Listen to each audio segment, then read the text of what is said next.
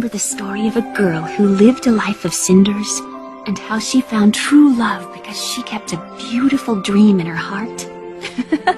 Of course, it helped that she had mouse friends who could sew and a fairy godmother who could do wonders with pumpkins. Well, that girl is me.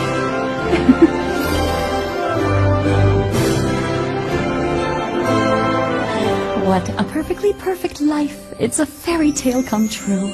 I'm a princess and a wife, all because I fit a shoe when I dreamed of love. Oh, what a wonderfully, perfectly perfect year. Before their fairy tale wedding, not everything was perfectly perfect for Kate and William. The couple split up at least half a dozen times over 8 years.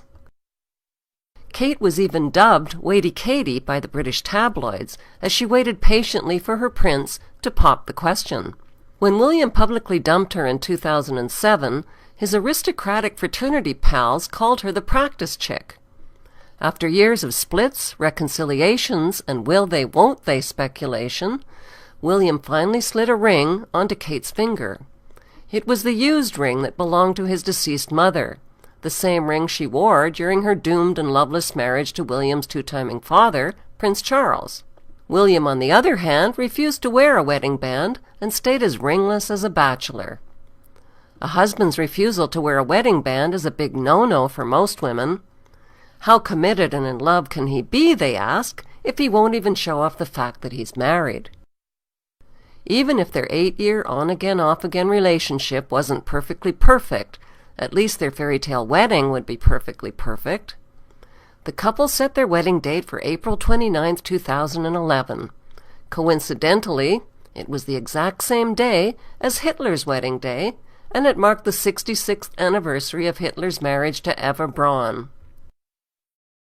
And to watch U.S. television fawning, Fox, CNN, CBS, all of them, oh, it's so wonderful, no one in America can wait until next week, the way they're hyping it. 1 week until the royal wedding. This is exciting stuff. I mean, it's hard to, I mean, the energy is just palpable. Young couples get married, they're just hoping that some bank will be nice enough to give them a mortgage. Yeah. These folks have a number of palaces to pick from. NBC News is launching a free royal wedding app for the iPad.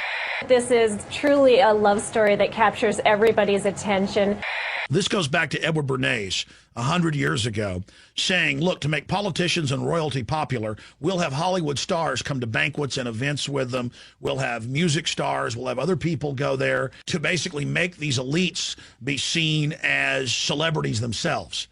On TV screens around the globe, billions watched as the ringless William twisted, squeezed, and fumbled a gold wedding ring onto Kate's finger, but denied her the same honor. Every flag-waving commoner wanted a royal souvenir that they could take home and cherish forever and ever. Well, maybe not forever and ever. The royal condom souvenir probably won't last forever and ever.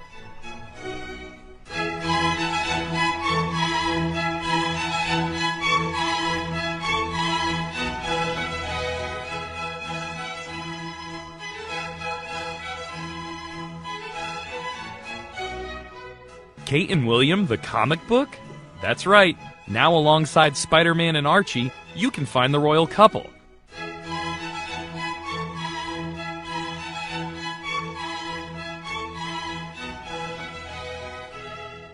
Yes, everything was perfectly perfect until the balcony kiss that royal wedding watchers waited for breathlessly. That magical moment was stolen by a 3-year-old flower girl whose sour expression cast a giant shadow over the royal kiss. The flower girl is the daughter of Lady Rose Astor, and she is also Prince William's goddaughter. Kate finally bent down and whispered something like, "Put on a happy face and get used to it. You're ruining everything." Why is the pouting flower girl important enough to be named Prince William's goddaughter? Because she's an Astor.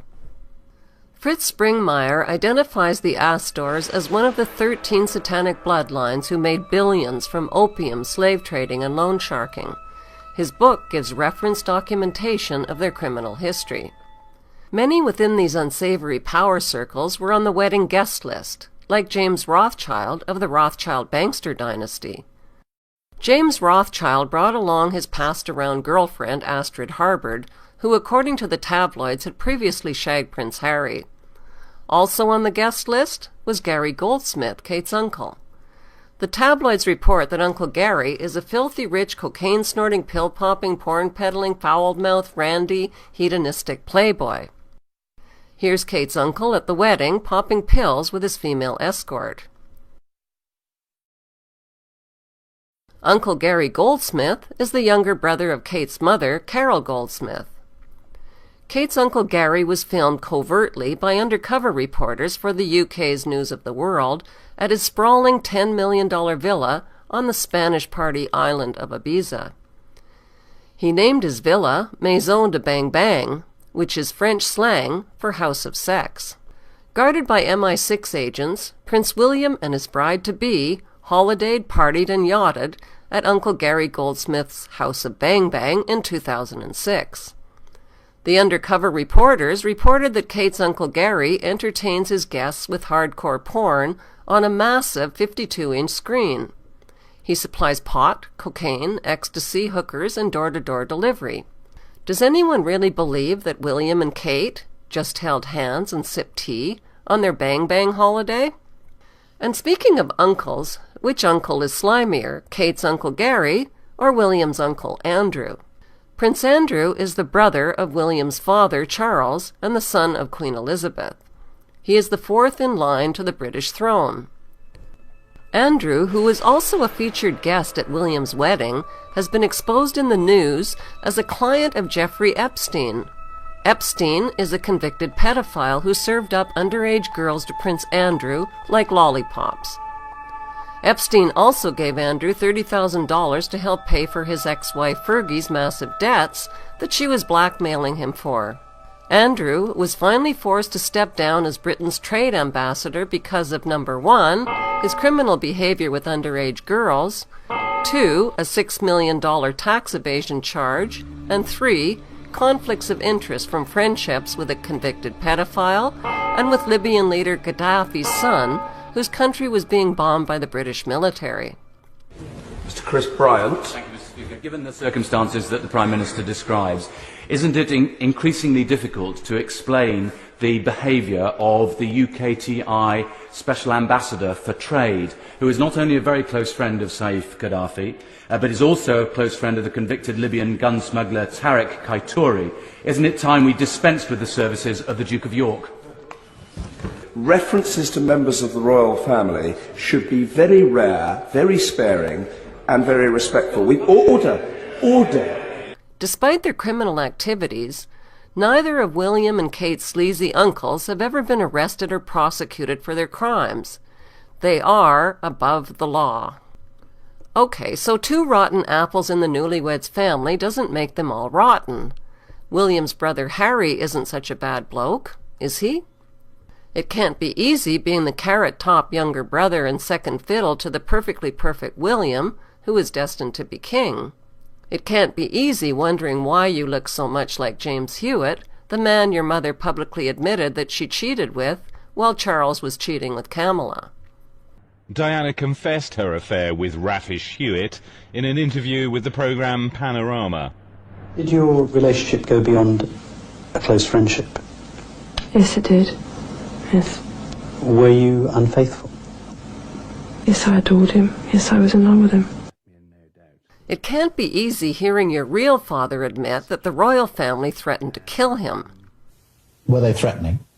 Yes, they were.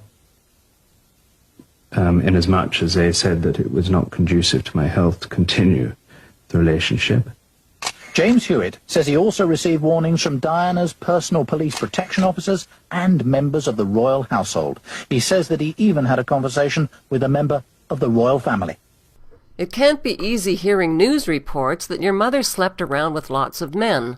Barry Manicky, David Waterhouse, James Gilby, James Hewitt, Oliver Hoare, William Carling, Dr. Hasnan Khan, rock star Bryan Adams, and Muslim playboy Dodi Al-Fayed.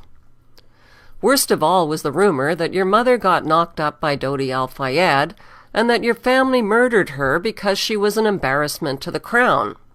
Harry has a lot to be angry about. It's understandable that he acted out his anger and got caught by the paparazzi drinking, drugging, brawling, groping breasts, and making racist comments about dark-skinned people. What's not so understandable is why Harry wore a Nazi uniform and a swastika armband to an upscale dress party in 2006. The news was a reminder of the royal family's links to Hitler's Nazi party, which they've tried so hard to cover up. Prince Philip is William and Harry's grandfather and the Queen's husband. He married the Queen in 1947 and changed his German name from Philip Battenberg to Philip Mountbatten to cover up his German identity.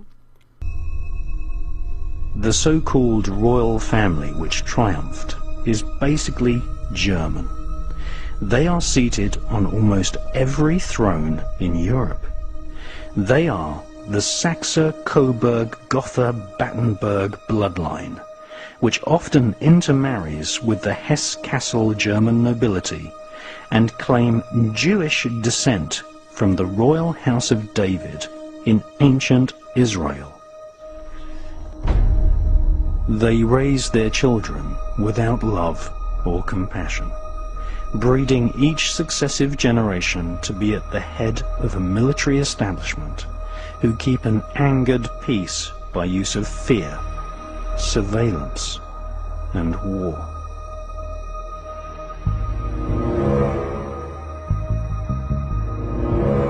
Contrary to what the royal spin doctors have written in the school history books, Queen Victoria was not popular.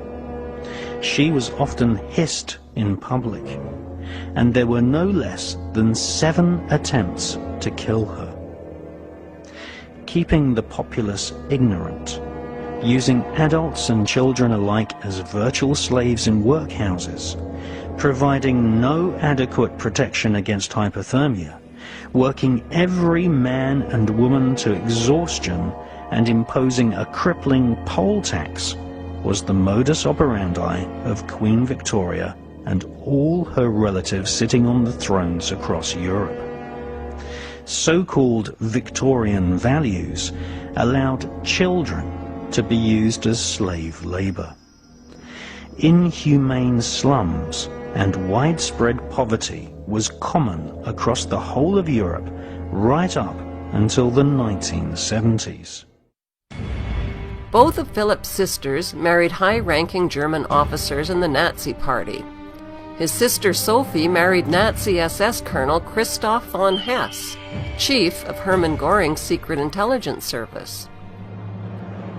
Prince Philip's German uncle, Lord Louis Mountbatten, was a central figure in secret communications between the British royal family and their pro-Hitler cousins in Germany. The authors of War of the Windsors state that Lord Louis Mountbatten had the nickname Dickie, and for good reason. Philip's uncle Dickie was the last viceroy in India, where he was a known pedophile who sexually exploited young working-class Indian peasant boys. Another book, The Kincora Scandal, connects Lord Dickie Mountbatten to a child prostitution vice ring in Belfast, Ireland.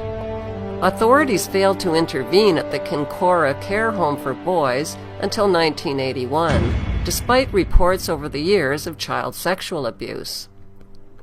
The operators of the Kincora child prostitution ring were eventually convicted in 1981 of the ritual sexual abuse of defenseless young boys who were sold like prostitutes.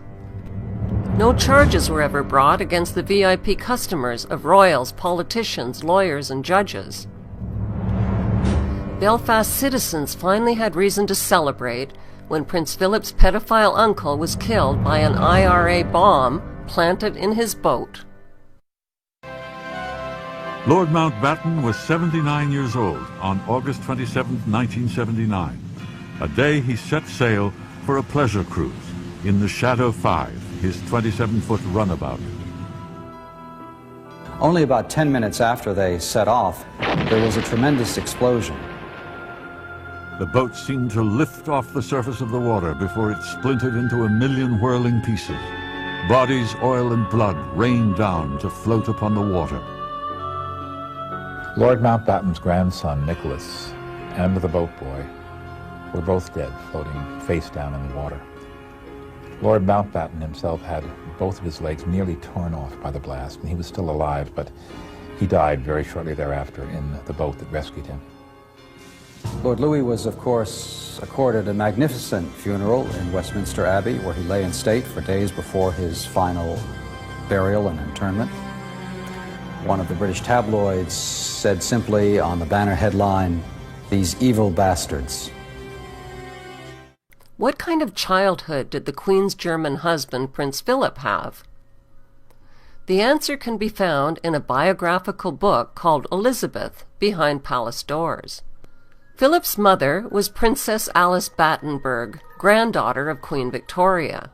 She was diagnosed as a paranoid schizophrenic and committed to a mental institution in Switzerland. Philip's German father ran off with a wealthy mistress, which left the boy parentless. Philip's uncle, George Mountbatten, became his surrogate father and legal guardian. Unfortunately, Uncle George had the same perverse reputation as Uncle Dickie. George Mountbatten kept a scandalous collection of child pornography that he bound into volumes and emblazoned with the family crest. Most disturbing were pictures of family orgies and bestiality in which children and animals were sexual participants. The question is, was George's adopted son Philip a participant? George Mountbatten's porn collection now resides at the British Museum, where it is kept in a hidden repository of artifacts deemed pornographic and unfit for public viewing. It is a well-known fact that child victims of sexual predators commonly identify with their abusers and grow up to become sexual predators themselves.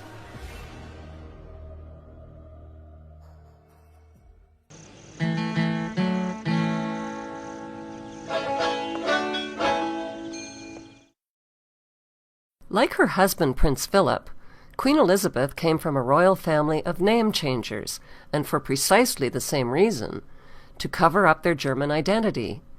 Before 1917, the British royals bore the German name of Saxe-Coburg-Gotha, which was changed to the more British-sounding name of Windsor. The Queen and Philip are both the great-great-grandchildren of Queen Victoria, who married her German first cousin. That makes Elizabeth and Philip inbred kissing cousins. According to genetic researchers, marrying your relatives is not a very good idea, and here's why.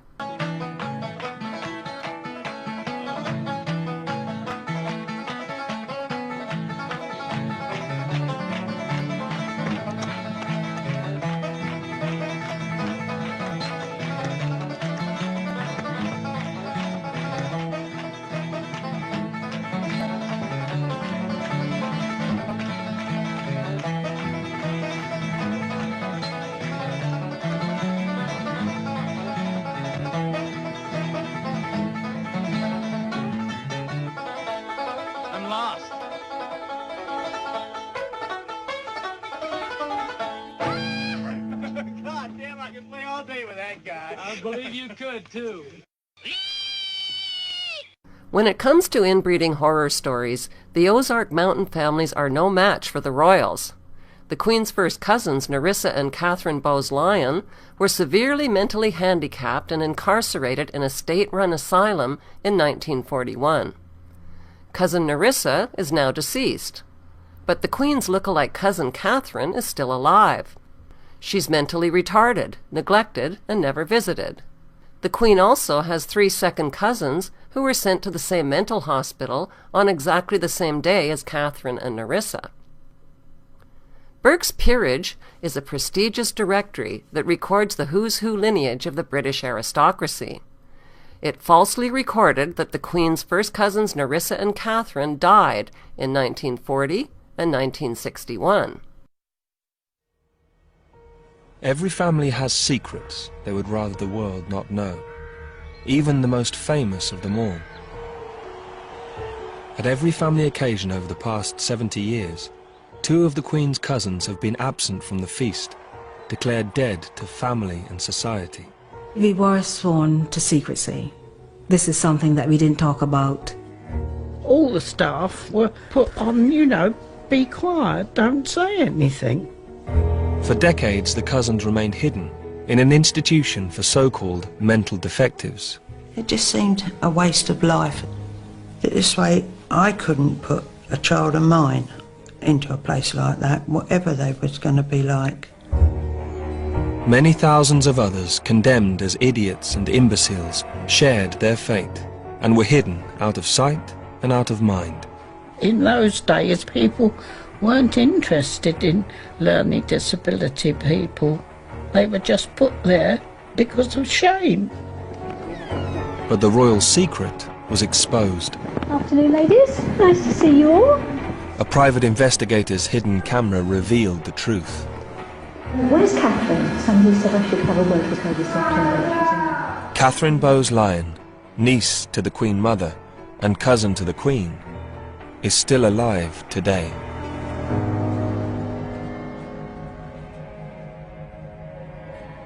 Sheila Rule had cared for Nerissa and Catherine for over a decade and was one of the few to attend Nerissa's funeral. Well, at Nerissa's funeral there was no family present. It was only staff. And Catherine went. She didn't cry or anything, but she was quiet. She was quiet. Of course, she must feel like there's something not right. There was no connection with the royalty, and that's no credit to them. They could have given her a very lavish funeral, really, but they didn't. And she had a pauper's grave. The Queen hasn't parted with a single penny to care for her look-alike living cousin Catherine. No birthday gift, no Christmas card, not a single visit from the Queen or royal family in 60 years.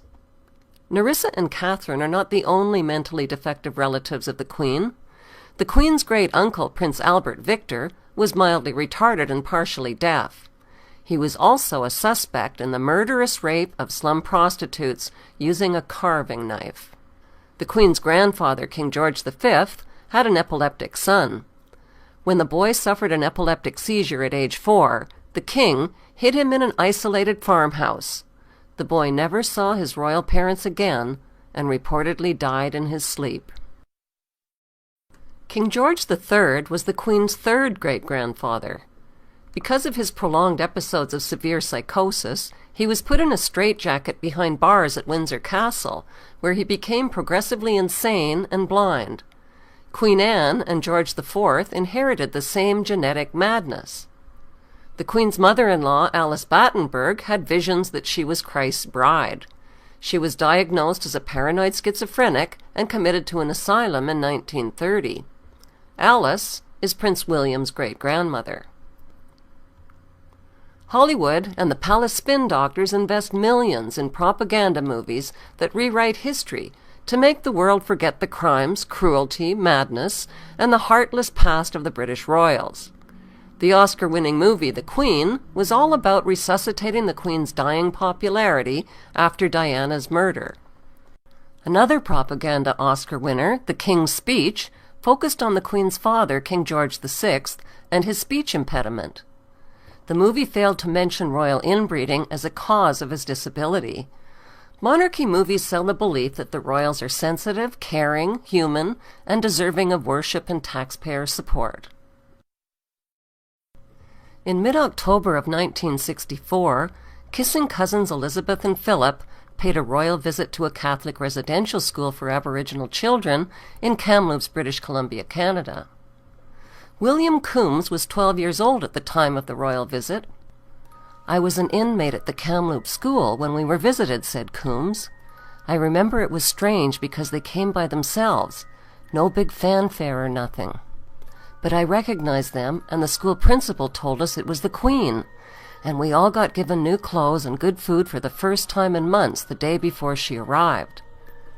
The day the Queen got to the school, I was part of a group of kids that went on a picnic with her and her husband and some of the priests. We went down to a meadow near Dead Man's Creek. I remember it was weird because we all had to bend down and kiss her foot, and she was wearing a white lace boot. After a while, I saw the Queen and her husband leave the picnic with 10 children from the school, and those kids never returned. They took away those 10 kids and nobody ever saw them again. We never heard anything more about them, and we never met them again even when we were older. They were all from around there, but they all vanished. The group that disappeared was 7 boys and 3 girls in age from 6 to 14 years old. They were all from the smart group in the class. 2 of the boys were brothers, and they were matey from Quesnel. Their last name was Arnoux, or Arnold. I don't remember the others, just an occasional first name like Cecilia, and there was an Edward. What happened was also witnessed by my friend, George Adolph, who was 11 years old at the time and a student there too. But he's dead now. William Coombs, the sole survivor, was scheduled to appear as the star witness at the International Tribunal into Crimes of Church and State in London, England. But William Coombs never made it to the tribunal. He died of unknown causes shortly before he was scheduled to testify.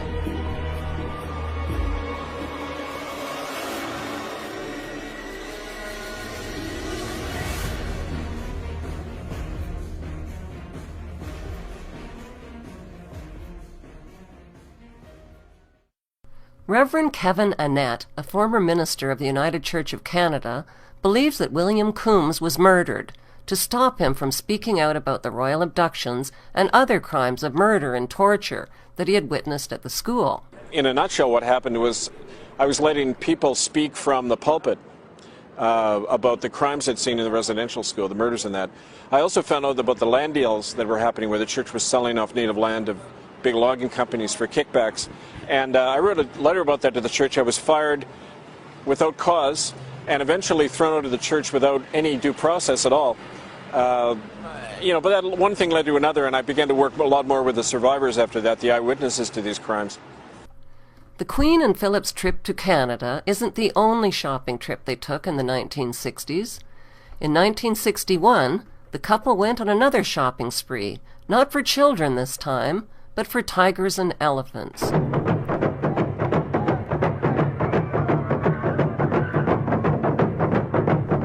Only a few short months before Prince Philip launched the World Wildlife Fund, he landed in Jaipur, India, with the Queen.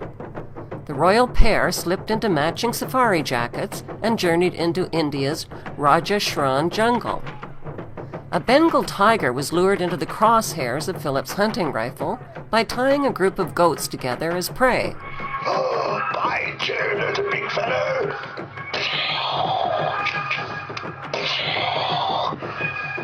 Philip shot and killed the defenseless animal, which is on the endangered species list and is facing extinction. Ian MacPhail, the World Wildlife Fund's first international appeals director, told a British TV crew that Philip shot and killed a mother elephant while her orphan calf ran off in terror.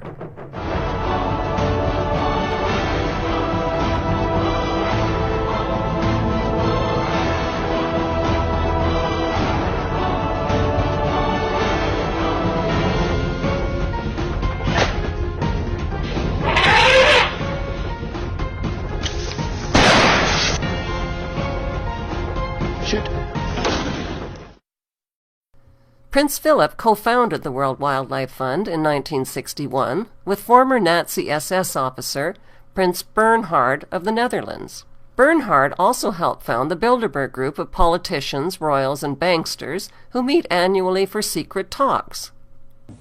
Prince Philip, a couple of months before the WWF was founded in 1961, went on a hunt, a tiger hunt, in northern India and slaughtered a bunch of tigers.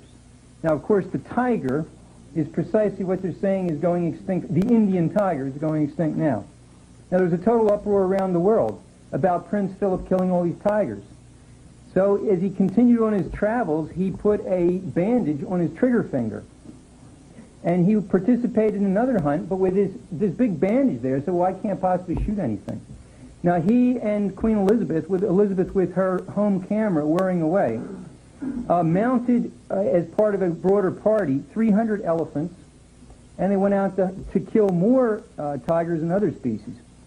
Now, Prince Philip, as the elephants started closing in on various kinds of game, a extremely rare Indian rhinoceros, of which there were only 250 in the whole world at that time, came within the circle of elephants. All of the royal party were horrified because they knew that Prince Philip would shoot it. So various people tried to shoot near the rhino to scare him away, etc. As the rhino kept blundering on, Prince Philip took aim and bam. The WWF, at its founding in 1961, took under its wing, in particular, the African elephant, the African rhino, the Indian rhino, the panda, and a few others. Now, the African elephant was had a population of about 3 million when the World Wildlife Fund was founded. Today, it's several hundred thousand. The African rhino had a population of 100,000. Today, it is virtually extinct in the wild. The last living rhino herd in the wild, 700 rhinos, was destroyed by the WWF. It was slaughtered when they paid for it, and the ones that weren't slaughtered were drugged and were sent off to game farms in Australia, the United States, and elsewhere among Prince Philip's cronies in the 1001 Club. That's why there's no rhinos left in the wild to speak of, because Prince Philip and his gang killed them all. When it comes to blood sports, it's an all-in-the-family affair, like father, like son, like grandson. On a trip to Kenya, Africa, Prince William took lessons in spearing African wildlife from a Maasai tribal member. According to a Fox News report, Prince William drove a 7-foot-long spear into a small antelope and killed it. Prince William recently purchased 250 birds, pheasants, ducks, and partridges, not as pets, but as shooting targets. As the birds were set free, William shot them out of the sky like skeet at the Queen's Sandringham estate. Prince William and Daddy Charles set packs of bloodhounds after foxes in Highgrove. It's jolly good fun chasing after terrorized foxes on horseback and watching the bloodhounds tear them to shreds. The World Wildlife Fund was not created to save endangered wildlife species. On the contrary, it has made a fortune from the illegal ivory trade which it was supposed to prevent. Philip and Bernhard's World Wildlife Fund raised massive funds from corporations and public donations.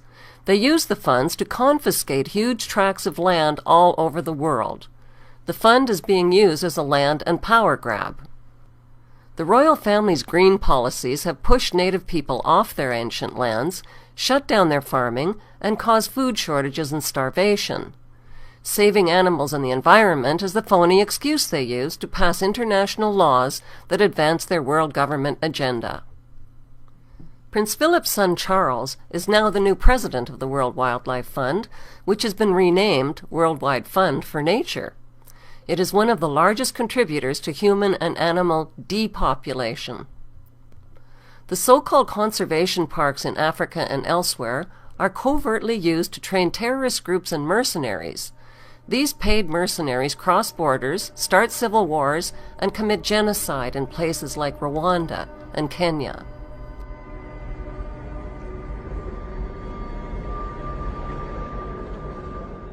Sadly, the trusting public have donated millions under the false illusion that they are supporting wildlife. 10 to 12 corporations run the world's food supply, which are grouped around Britain's Royal House of Windsor. The Windsor-led cartel includes Cargill, Continental, Monsanto, and Archer Daniels Midland, which dominate world grain, meat, dairy, edible oils and fats, fruits, vegetables, sugar, and spices. This cartel is hoarding food, minerals, and raw materials, and it has the power to shut down food production and export supplies worldwide. A point on the environmental movement in general, a question for any of the environmentalists, so-called, in the panel there. Prince Philip was one of the key founders of the Green Movement. He said that if he were to be reincarnated, he'd want to be reincarnated into a deadly virus to solve the overpopulation problem. Well, the point is that the Green Movement was founded by those in the eugenics movement. This is Hitler, Nazi, race science, and this will destroy Africa. Can anyone make a comment? Prince Philip Mountbatten, alias Battenberg, and the power elite view themselves as inheritors of the earth. Culling the population through eugenics is their answer to freeing up planet Earth's resources that are being consumed by what they consider racially inferior commoners and useless eaters.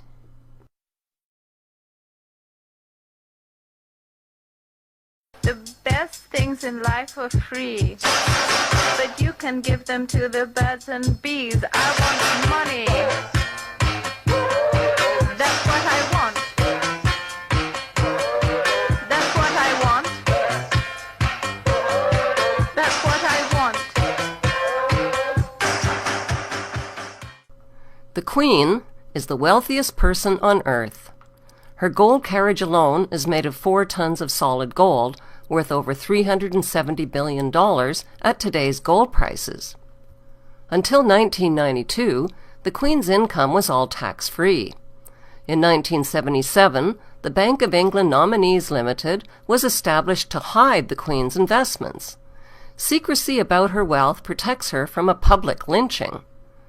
Government and banking officials inform the Queen about where to invest her wealth. That's called insider trading, and it's illegal. But the Queen gets away with it scot-free. Why?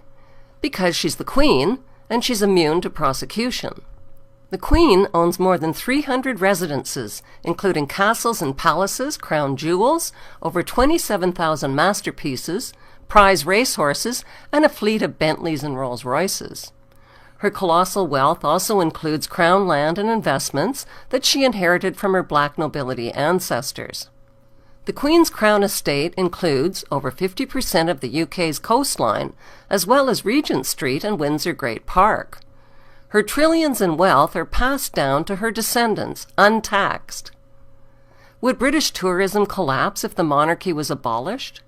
No, statistically, Buckingham Palace doesn't even make the top 20 list of tourist attractions. When the Queen's parasitical income from British taxpayers was reduced, she pretended to share the suffering of commoners from austerity programs. That drop in taxpayer income was a teeny-tiny drop in the royal bucket. Those of you who have heard of the Bilderbergers might have heard the fact when Prince Philip actually said that he wants to get rid of 85% of the population. He said that if it doesn't happen in his lifetime, he wants to come back as a virus and do the job himself. He wants to get rid of these he called useless food eaters. Well, I'm telling you firsthand, they're the bloody useless food eaters. They couldn't put a nail in a piece of wood or fry an egg to save their life. Yeah! Do you know how much the Queen is worth? 17 trillion pounds. That's $30 trillion. She could end world hunger and poverty tomorrow. Instead, she just sits in her ivory tower and laughs at us. This is coming to an end. $30 trillion? Of the billions of families on planet Earth, how did this one family manage to collect and hoard most of the world's wealth over the centuries? Besides insider trading and tax-free income, the answer is the slave trade and drug trade. Author Nick Hazelwood traces the slave trade to Queen Elizabeth I, who sent Captain John Hawkins to collect human slaves using any means necessary. Queen Elizabeth I started the British slave trade in 1564. As head of the Church of England, her slave trading of African blacks upset the moral foundations of the Church.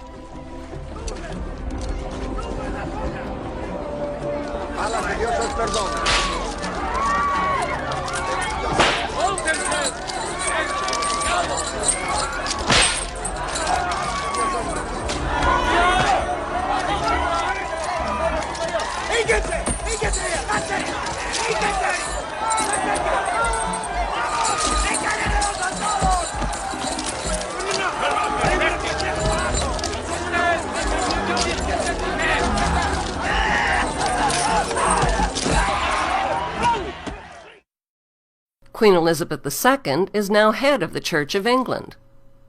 200 years after the slave trade was abolished, the church was pressured into confessing its horrific crimes and apologizing for profiting from the African slave trade. At first, the Queen and the church only admitted to owning slaves and plantations, but the public soon discovered that the church had given their blessing to something far worse. The church had approved the beating, mutilation, rape, kidnapping, and murder of tens of millions of Africans by declaring that Africans had no soul.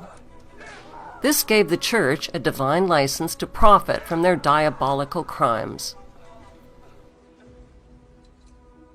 Queen Elizabeth I was Britain's first slave trader and the head of the Church of England. Today, the public is demanding that Queen Elizabeth II remove Queen Elizabeth I from the crypt in Westminster Abbey. Even more lucrative than Queen Elizabeth's slave trade was Queen Victoria's drug trade. Opium was grown and manufactured in the British-owned opium factories of British India. China banned the importation of opium, but once the British monarch secured a drug trade monopoly, over 17,000 illegal chests of opium worth millions were forced onto the Chinese population. The British waged 3 drug wars on China to force them to pay for the illegally imported opium. China's emperor didn't stand a chance against the British East India Company gunboats and Royal Navy. The British destroyed, plundered, looted, and raped their way along the coast of China until there was nothing left to loot or plunder. On August 29, 1842, the Treaty of Nanking forced the Chinese government to pay £15 million to the British merchants, to open up its ports to opium trade, and to cede Hong Kong to the British. This was the ugly origin of Hong Kong's 155 years as a stolen British Crown colony.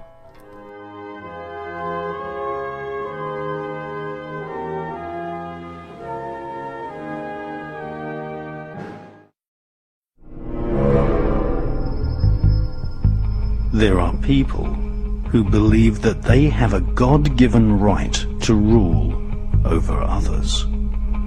They believe that their outward appearance is superior to all others. They harbor selfish ambitions to be rich and to have power over what they describe as common people. They lie, cheat, steal, strangle, stab, and slash their way to power.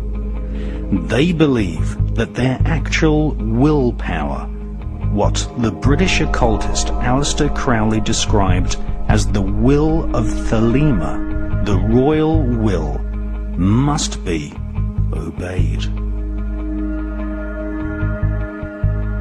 Literally millions of people have been slaughtered at the behest of the royal lust for war. And thousands of people have been assassinated so that demonic dukes and killer queens can reign supreme. This cabal of crowned killers use the global network of secret societies, loosely described as the Illuminati, to do their bidding and killing.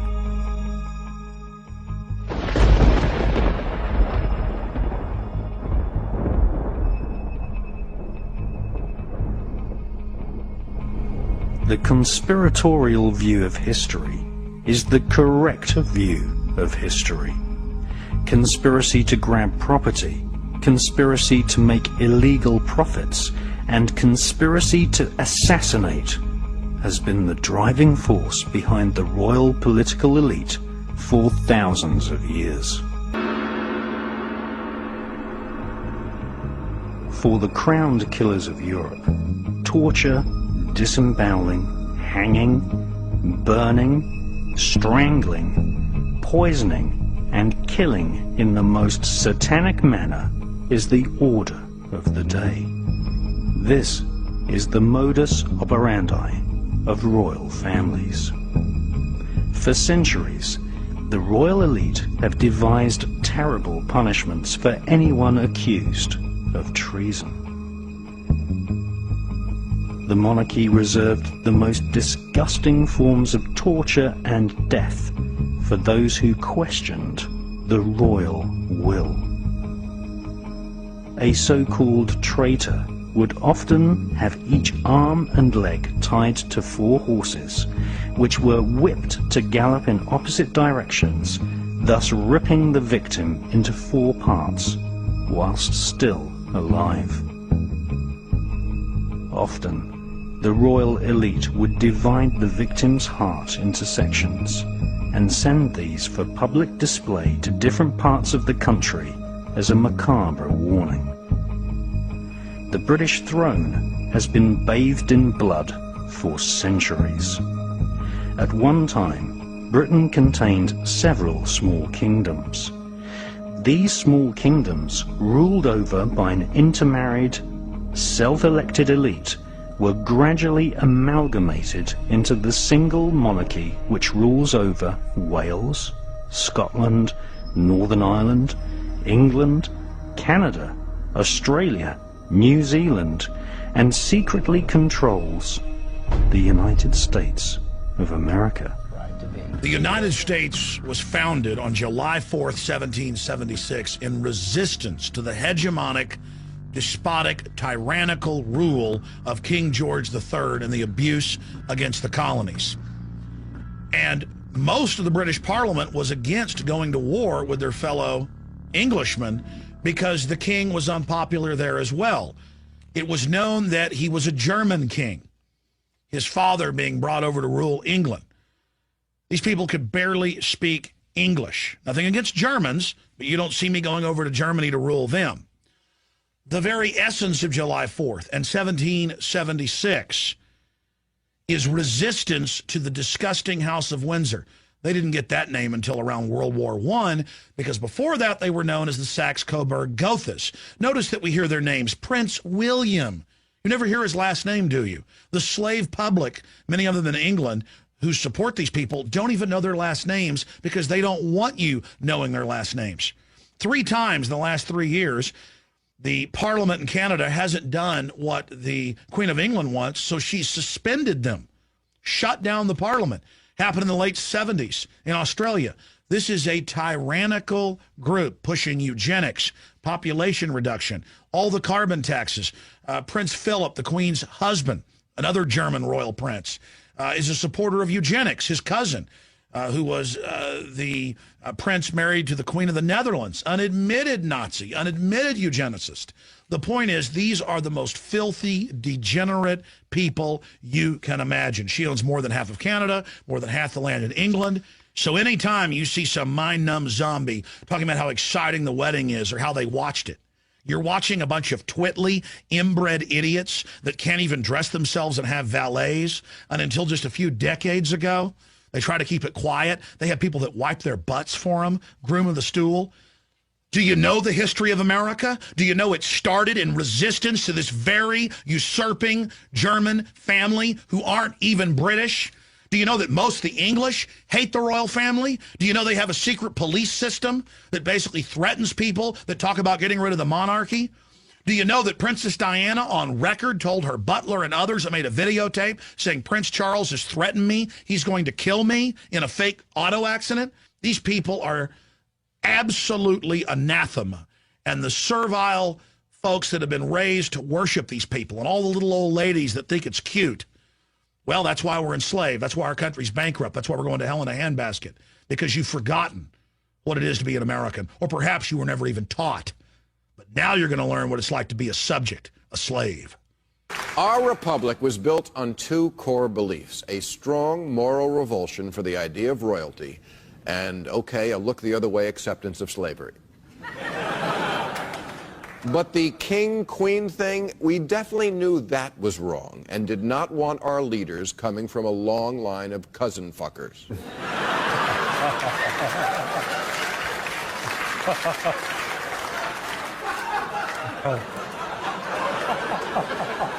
Americans get so excited when they meet royalty, But the royal protocol should be offensive to any free humanist. When you meet the princess, bow slightly at the waist.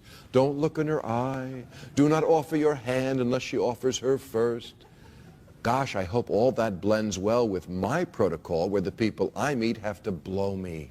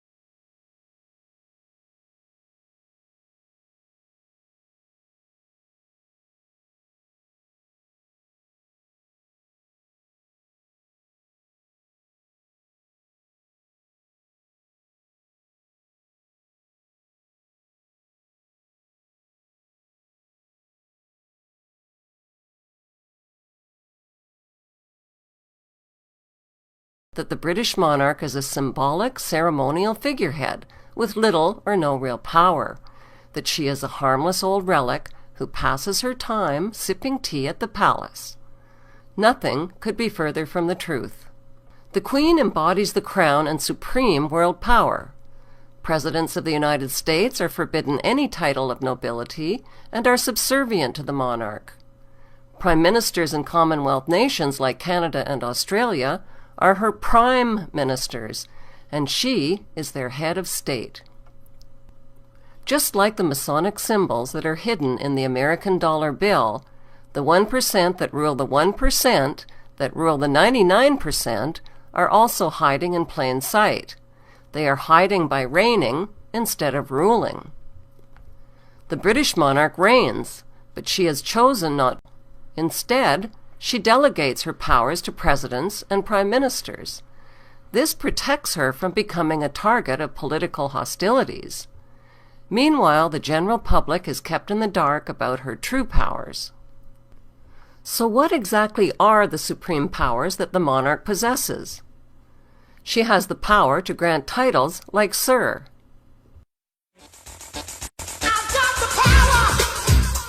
The Queen has the power to call elections and dissolve Parliament. She can dismiss prime ministers and the government. She can declare a state of emergency and command the armed forces. She can even declare war through her prime minister without even the consent of Parliament. There's a reason why the Queen's image appears on more coins, stamps, and paper currency than any other head of state in world history.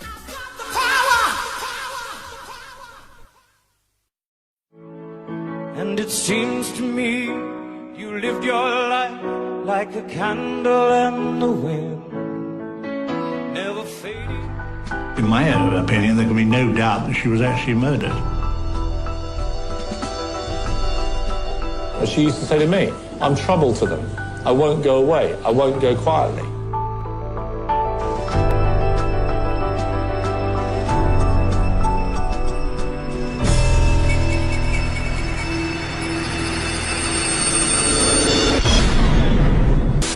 I think it was murder.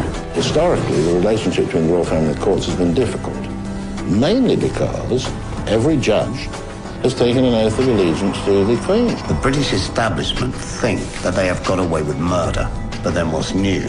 They've been getting away with murder for centuries. I don't think many people would want me to be Queen. Actually, when I say many people, I mean the establishment that I'm married into. If Princess Diana had survived the car crash, she might have been present at her son's wedding, but she wouldn't be 37 anymore. The public was outraged when Newsweek magazine published a computer-generated photo of Diana as she would have looked today in her 50s. Who is Princess Diana, and how did she get mixed up with the world's most heartless, power-crazed inbreds? Officially, Diana's father was the 8th Earl John Spencer. He was a descendant of the 5th Earl John Spencer, who was a groom of the stool. What, pray tell, is a groom of the stool? A groom of the stool is responsible for stools, the kind you sit on and the kind you expel. In other words, a groom of the stool wipes royal bottoms. The 5th Earl John Spencer wiped the ass of His Highness the Prince of Wales from 1862 to 1866. And we've done deep research on this. They still have their butts wiped for them. Now, if you don't believe me, you Google groom of the stool. You cannot make this up. You will be reading mainstream university websites, mainstream news articles. It's called the groom of the stool. And a British lord follows the queen or king, depending on what it is around, follows them around, and they set up in this big cabinet, and they have to fly it around with her. This has been on the news. That's why they fly it around. They claim they stopped it in 1906, but deeper research shows they're just very quiet about it, and millions of pounds are spent a year to move this portable toilet around because it's got to be big enough. She goes up on a throne and craps. I'm sorry, this is real, folks. I'm not groom of the stool. Google it. And they wipe her fat butt. Would Charles, who is today's Prince of Wales, marry and mix his family's precious royal blood with Diana if she was from a bloodline of lowly asswipers? Of course not. According to the New York Times best-selling author Tina Brown, Sir James Goldsmith is Diana's real father. He had a long-term affair with Diana's mother during her marriage to Earl John Spencer. Multiple news sources maintain that James Goldsmith and Diana's mother Frances were lovers when Diana was conceived. Diana's mother was deeply unhappy in her marriage to Earl John Spencer, who drank heavily and acted beastly towards her. She finally divorced him and remarried in 1969. What kind of a man was James Goldsmith, the alleged real father of Princess Diana? Goldsmith was a Jewish bankster and one of the 20 wealthiest men in the world. Despite his criminal money laundering and bankruptcy schemes, he was never charged with anything. Why? Because Goldsmith was a ruthlessly vulgar man who was above the law. But people are upset by vulgarity. And vulgarity is to some degree a sign of vigor. It means that new people, coming from nowhere, are making it. It's the old American dream. Anybody can become a millionaire. So if we want change, if we want vigor, we're going to have vulgarity. It's one of the things which irritates, but which is necessary. James Goldsmith's ancestors were neighbors of the Rothschild banksters in Frankfurt, Germany. The Goldsmith and Rothschild families intermarried. Princess Diana shared a striking family resemblance to James Goldsmith's 3 children, Zach, Ben, and Jemima. They are allegedly Diana's half-brothers and sister. Diana most closely resembles Zach Goldsmith. How close are the Goldsmiths to the Rothschilds nowadays? The best things in life are free, but you can give them to the birds and bees. I want money. In 2003, Diana's alleged half-brother Ben Goldsmith married Kate Rothschild. That's what I want. Your love gives me such a thrill, but your love won't pay my bills. I want money. Diana's other alleged half-brother, Zach Goldsmith, is a wealthy British MP who inherited $600 million from Daddy Goldsmith. He has been living with his mistress, Alice Rothschild. This Rothschild-Goldsmith couple is also expected to marry.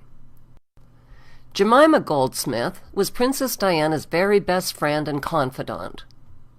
A women's weekly magazine called New Idea Australia created a furor in Britain when it published a story about Jemima and Diana being sisters.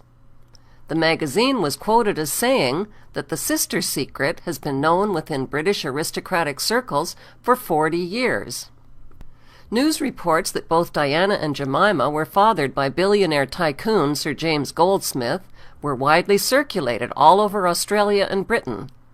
It is a well-known fact that during Diana's unhappy marriage to Charles, she sought comfort not from the Spencers, but from her surrogate family, the Goldsmiths. Never fading with the sunset when the rain set in, and your footsteps will always fall here along England's greenest hills.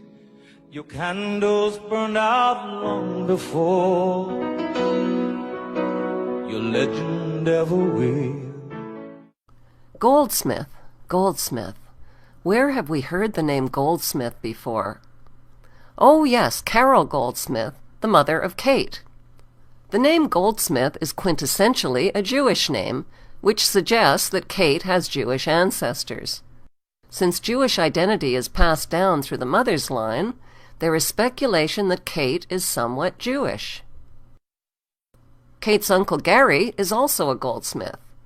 He is her mother's extremely wealthy drug-dealing, porn-peddling brother, whose house of Bang Bang is a popular vacation destination for Kate and William. The media painted Kate as an ordinary commoner like Cinderella. But how many ordinary commoners have a mother with enough influence and money to send their daughter to the same posh university as Prince William?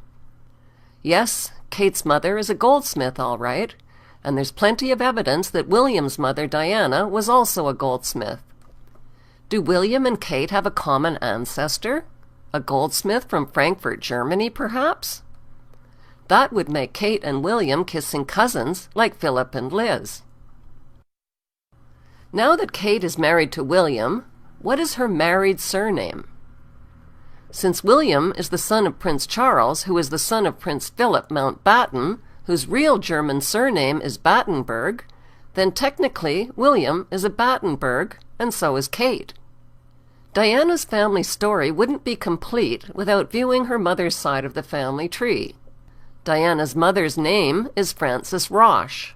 Her grandmother, Ruth Roche, served the queen as a woman of the bedchamber. Where did the name Roche come from?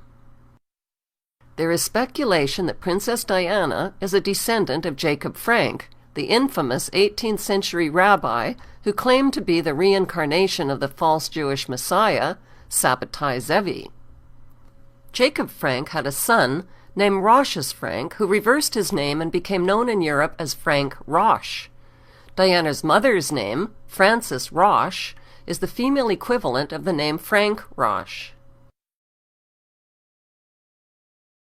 Gonna be a mighty king, so enemies beware. Well, I've never seen a king or beast with quite so little hair. Oh, I just can't wait to be king. For Charles, the royal marriage to Princess Diana on July 29, 1981, had nothing whatsoever to do with love. It was an arranged marriage for the concealed purpose of joining the Windsor bloodline with the Goldsmith-Rothschild bloodline. When an interviewer asked the royal couple if they were in love, Diana shyly answered, "Of course," and Charles rudely answered, "Whatever in love means." And I suppose in love. Of course. Whatever in love means.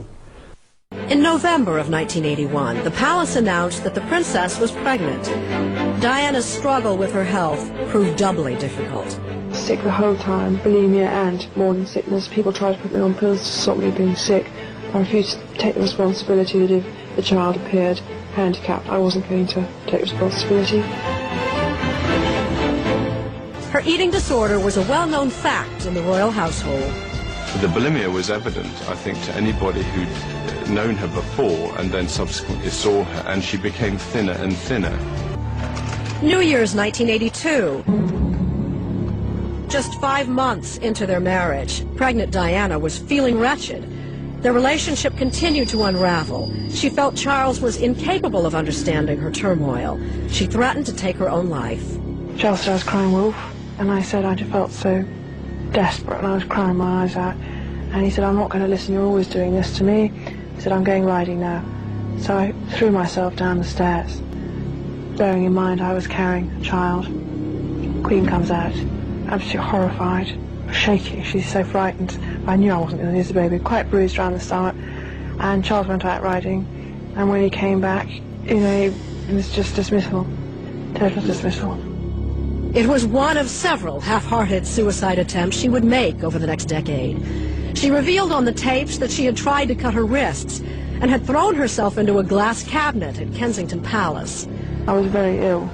We were trying to hide that from everybody. I had to come down for treatment because I was so depressed, and I was trying to cut my wrist with razor blades. And she recalled another incident.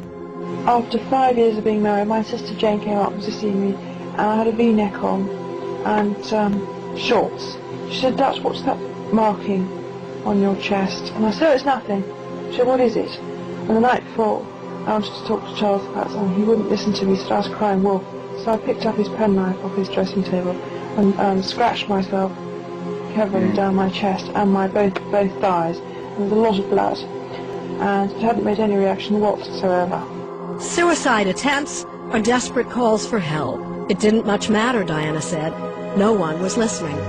The media interest in the impending birth was intense. So much so that Diana couldn't handle the pressure and wanted labor to be induced. But she recalled, it was difficult to schedule a birth date around the father-to-be's polo matches.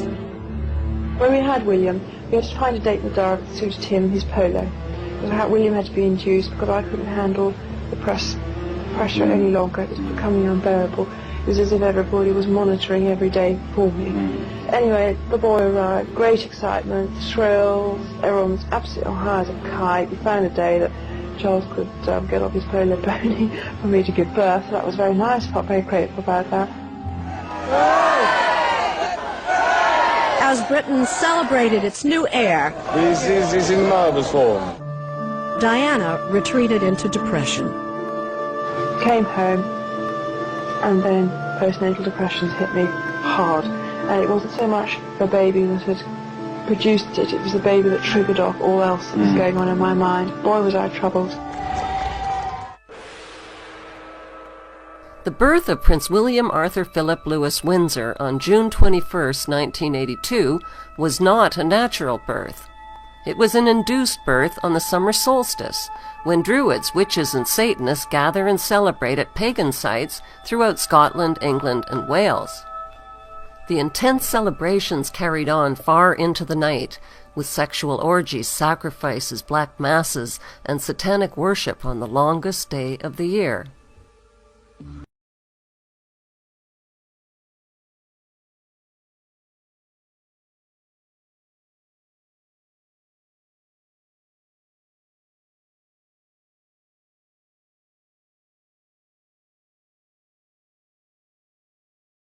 The ancient Druids had already prophesied that sometime in the future, on June 21st, their Sun King would be born of a princess.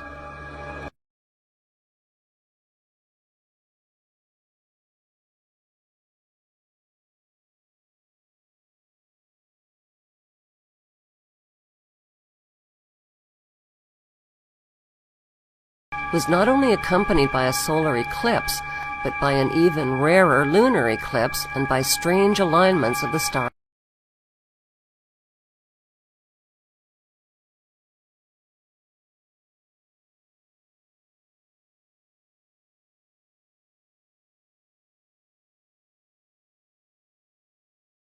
Coinciding with William's birth was the release of the 1982 Hollywood film Omen 3, The Final Conflict, with its countless connections to England and the Antichrist. Your pain on the cross was but a splinter compared to the agony of my father. Cast out from heaven, the fallen angel, banished, reviled.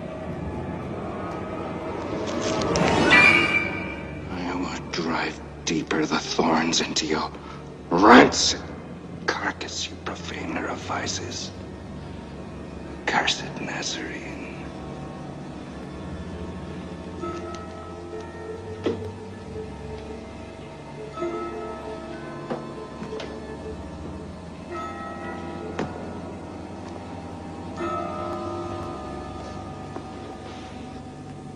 Satan, I will avenge thy torment by destroying the Christ forever.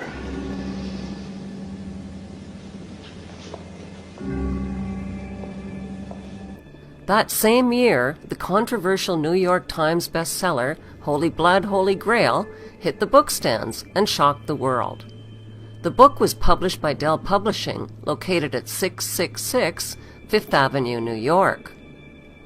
The authors released documented evidence that Jesus did not die on the cross, and that he lived to marry and father a child.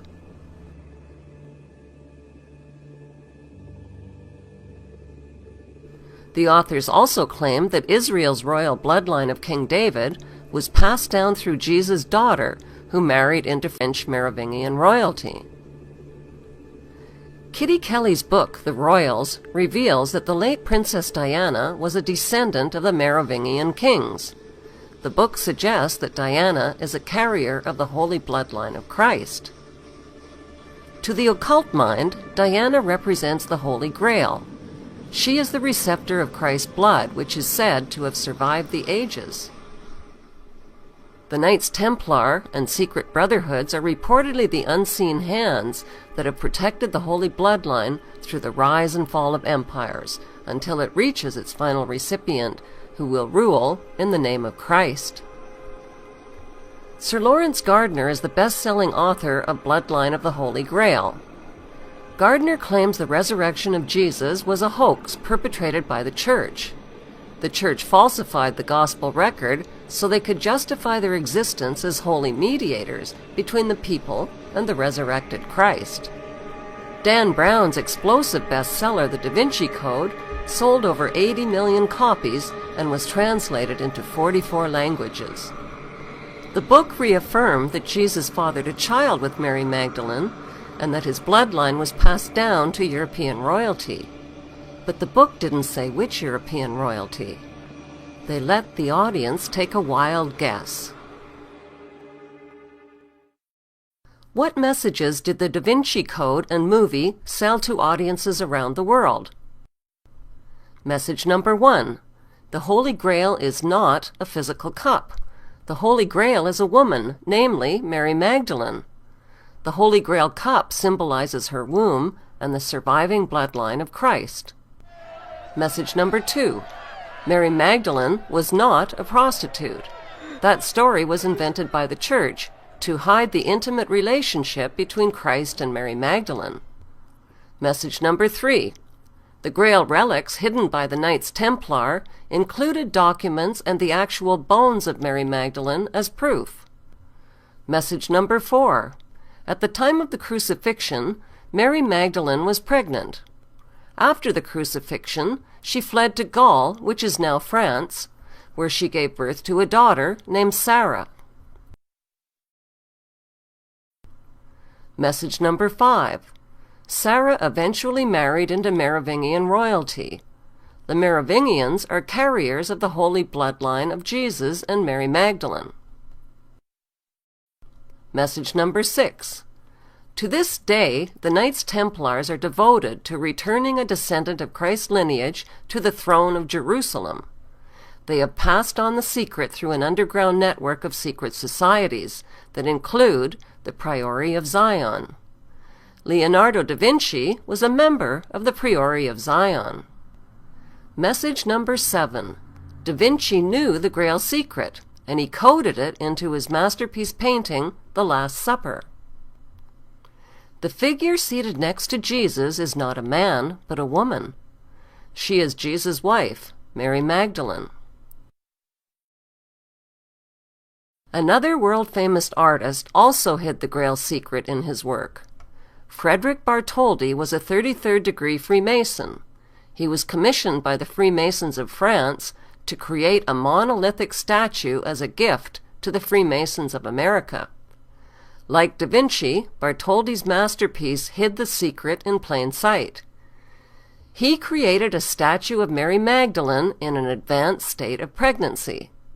The statue has nothing whatsoever to do with liberty. Why are the Illuminati-owned publishers and movie studios releasing propaganda books and movies about the holy bloodline of Christ? The motive can be found in these Associated Press photos of Prince William holding a lamb like Jesus. The media has sold the idea that Princess Diana was a carrier of the holy bloodline of Christ, which implies that William, her firstborn son and heir to the throne, has divine blood. The media monopolies have created the public expectation that a final battle between good and evil is near, and what the world needs now is a savior. Diana's tragic death won worldwide love and sympathy for her look-alike son William, whose popularity has soared since her passing. He is now the most beloved figure in the UK. William is immune to bad publicity. The Rothschild-controlled Associated Press have protected him from all criticism, scandal, and tabloid attacks on his character. He's being packaged as the responsible, handsome, and saintly heir to the throne.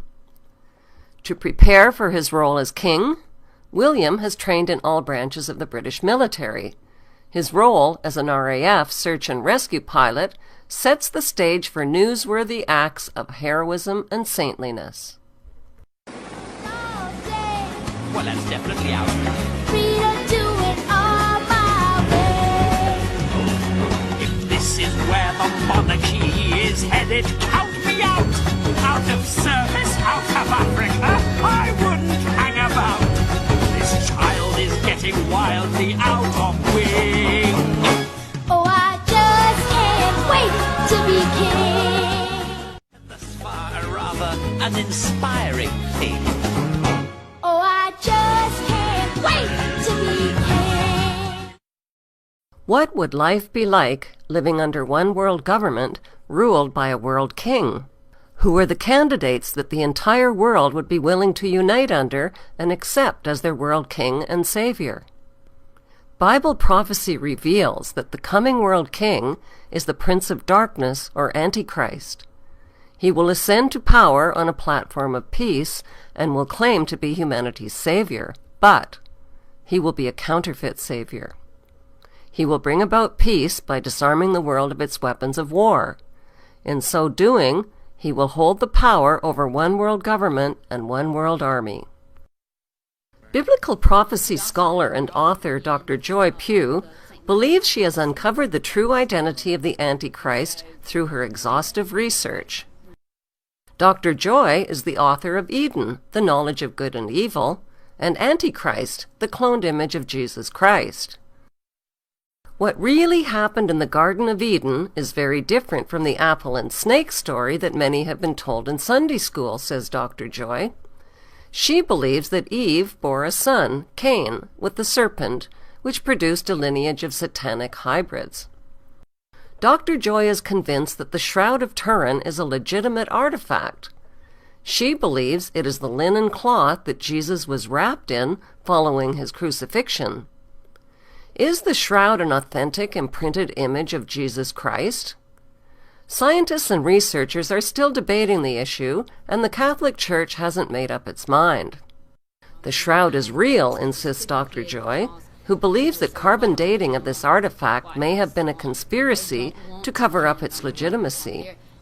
Dr. Joy points to evidence in the book of Revelation that the Antichrist is a demonic clone of Jesus Christ. Since clones don't have a soul, a clone of Jesus would be the reincarnated Jesus without a soul. A Jesus clone would therefore be open to possession by a satanic entity. Dr. Joy believes that Prince William was cloned using Christ's DNA taken from bloodstains on the Shroud of Turin, and that William shares the same DNA as Christ. Her research has unearthed a myriad of clues, suggesting that Princess Diana was used by the royal family as a sacrificial broodmare to usher in the cloned Antichrist, Prince William. What most people don't know is that she tried to kill herself while she was carrying William. And she tried several times to do it, to the point that she threw herself downstairs to try and kill him, as if something she knew was wrong about all this. But at the same time, they put her on all kinds of medications, and they doped her up, and they did all this kind of weird stuff. But I find it interesting that when she delivered him, that she began to seem like that you could tell that there was already a problem between her and Charles. So it's almost like Charles had done his duty and he was through with her. And we know that some of the things that she did on TV with like Jane Pauley, she actually told in tapes that she felt like that she had been used as a birthing chamber. And if you understand cloning, you understand from like Dolly that was actually a cloned sheep, that she came from the udder cell of her mother who had already passed. But she was carried by another sheep that had nothing totally genetic involved with her. And when she was delivered, she was the exact duplicate. I don't mean a twin, I mean a duplicate copy. So therefore, if for some reason Diana was trying to kill her and that baby, there was something going on that was bad. And so if she felt like she was a birthing chamber, then that makes you wonder, was she carrying a egg that had a cloned cell in it, which would not make them genetically connected to her or to Charles. And this is very interesting in the fact that they named him William Arthur. And if you look at his name, Will, Diana would not call him William, she called him Wills. She left off the I-A-M, which, if you say that, is I am. And what did God call himself? I am. What is William's second name? Arthur. I am Arthur.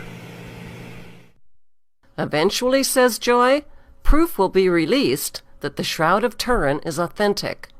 She predicts that when Prince William's DNA is proven to match Christ's DNA, the public will mistakenly embrace and worship this counterfeit Messiah. If Prince William is a clone of Jesus, as Dr. Joy suggests, he would be an identical physical copy of Jesus. Jesus is illustrated in religious art as a dark-haired, dark-eyed Hebrew. William, on the other hand, has fair hair, blue eyes, and German Aryan features. Prince William is, in all likelihood, the biological son of Princess Diana and Prince Charles, whose arranged marriage joined the German Saxe-Coburg-Gotha bloodline with the German Goldsmith-Rothschild bloodline. The propaganda that William is a descendant of Jesus Christ through his mother's Merovingian bloodline is just that. Propaganda. It's a hoax that's been foisted on the public by the media through movies and books like The Da Vinci Code and Holy Blood, Holy Grail.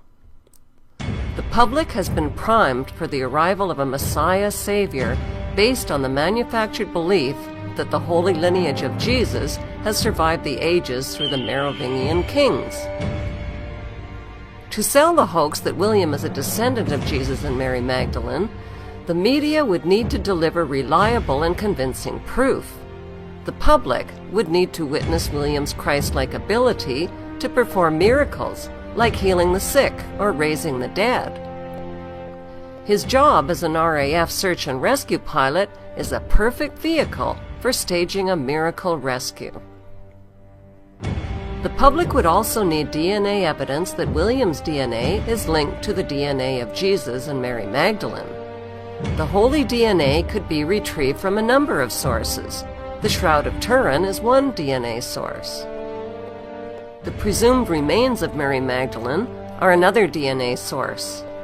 Mary Magdalene's arm is preserved at Vézelay, France, and her skull is encased in a marble sarcophagi at St. Maximum la Sainte-Baume, France. Another DNA source is a tooth of Mary Magdalene's, which is encased in a reliquary at the Metropolitan Museum of Art in New York. Once a genetic match is made and authenticated for the public record, William would be embraced by the Christian world. Many will view him as the returned Savior and Messiah. As a descendant of Jesus Christ and a proponent of world religion, William would also be accepted by Buddhists, Hindus, and the Eastern world, where Jesus Christ reportedly lived, studied, and preached Eastern philosophy. William's alleged pedigree as a descendant of the Davidic tribe of Judah would win his acceptance among Jews worldwide. He would also be accepted by worldwide Freemasonry and secret societies, which he is a member of.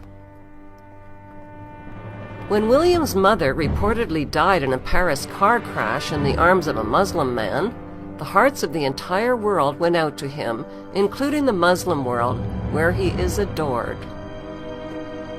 William, the handsome, charismatic, and charitable heir to the British throne, is already loved, trusted, worshipped, and adored by the masses. Considering all of the possible candidates that the entire world might be willing to unite under as their world king, Prince William is the most eligible candidate. In his book, Antichrist in a Cup of Tea, author Tim Cohen details the British monarchy's centuries-long conspiracy to create a new world order through the world's most powerful organization, the Order of the Garter. The Order of the Garter is the 1% who rule the 1% who rule the 99% of the world population. Founded in 1348, the Order's membership is limited to Charles, the Prince of Wales, the Sovereign Queen, and no more than 24 knighted companion members at any one time. The Order of the Garter is the parent organization of worldwide Freemasonry. When a Mason receives his 33rd degree, he swears allegiance to the Order of the Garter. The Order of the Garter is the absolute core leadership of the Priory of Zion, the Knights Templar, Scottish Rite Freemasonry, the Rosicrucians, and the powerful Committee of 300. This medieval order is a precursor to the coming establishment of the New World Order Round Table.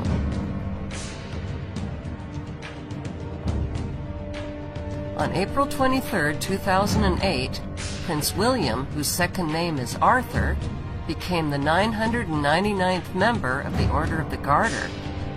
999 is the mirror image of 666. News sources reported William was the 1000th member instead of the 999th member after the name of the founder was added on.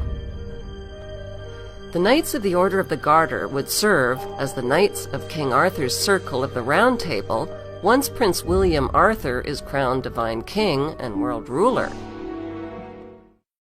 The motto of the Order of the Garter is an evil curse, Honi soit qui mal y pense, which means, evil unto him who thinks evil of it. The it refers to evil itself, so the true translation of the curse is, evil unto him who thinks evil of evil. The garter is an emblem of a witch's coven and of witchcraft, which was practiced by the founder of the order, King Edward III. Prince Charles' coat of arms incorporates the Order of the Garter motto and emblem as well as the red dragon. The red dragon is mentioned only once in the book of Revelation to denote Satan. The scriptures describe the spirit of the Antichrist as a red dragon rising up from its otherworldly abyss and foreknowing its target, possesses the prince, and gives him his power and his throne and great authority. A red dragon is found in the top right quadrant of the shield on William's coat of arms, but it's partially hidden by a white horn. In the book of Revelation, the beast is described as being like a leopard, with the feet of a bear and the mouth of a lion. On the left side of William's coat of arms, the beast that is holding up the shield fits the biblical description perfectly. The beast has the body of a leopard, the feet of a bear, and the mouth of a lion. At the top of William's coat of arms is another lion. This dominating lion symbolizes the one world ruler who is the king above all kings. Notice how this ruling lion is detached, like the capstone of the Egyptian pyramid on the US dollar bill. It is waiting to be attached when the world king starts his rule. The unicorn on the right side of William's coat of arms symbolizes purity of heart and imagination. The unicorn is chained, which symbolizes the bondage of the heart and mind. Note how the chain leads from the unicorn's crown to the earth and binds it. The unicorn is the counterfeit Christ, says Tim Cohen in his book, The Antichrist in a Cup of Tea.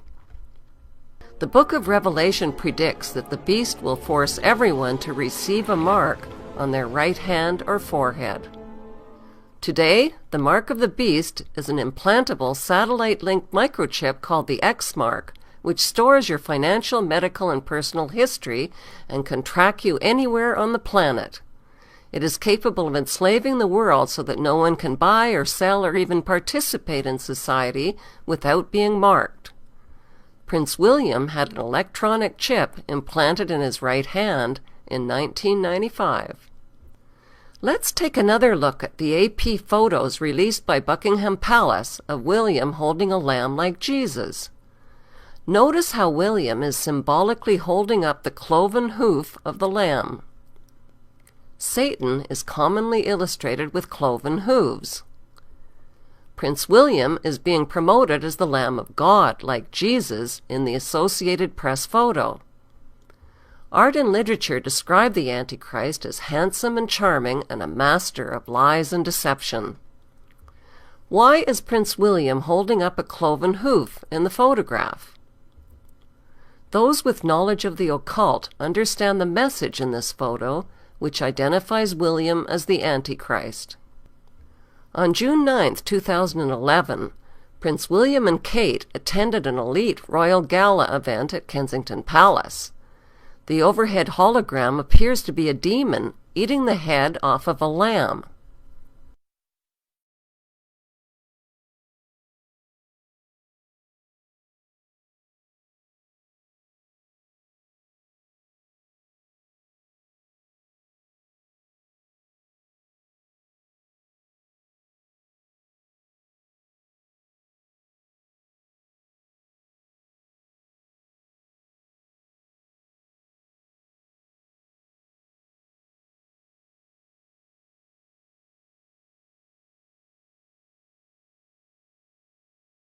On July 3, 2011, Prince William and his new bride visited Canada, where protesters booed and held up signs calling them royal parasites and demanding an end to the monarchy.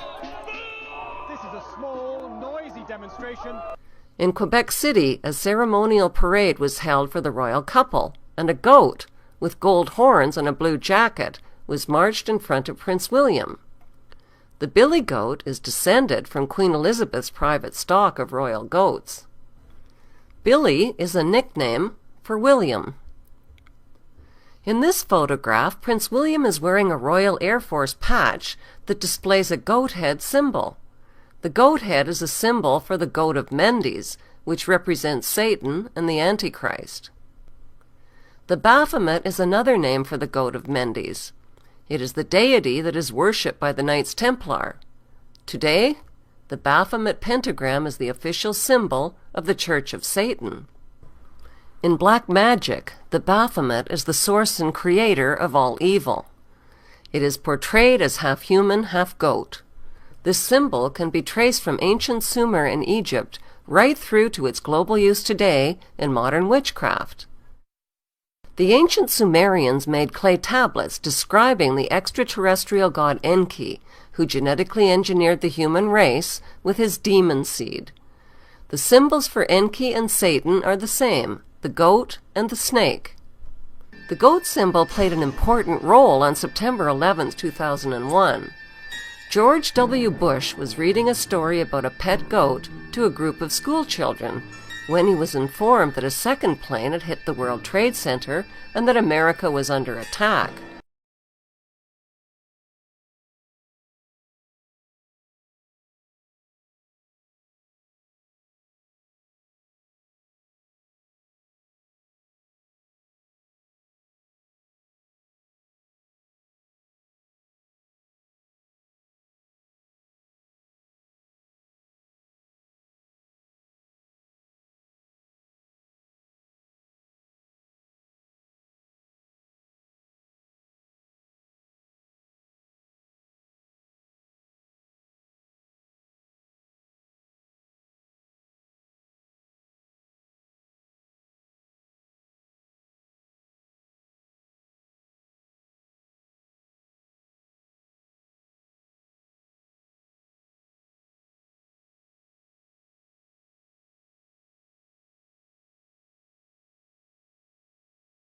Look closely.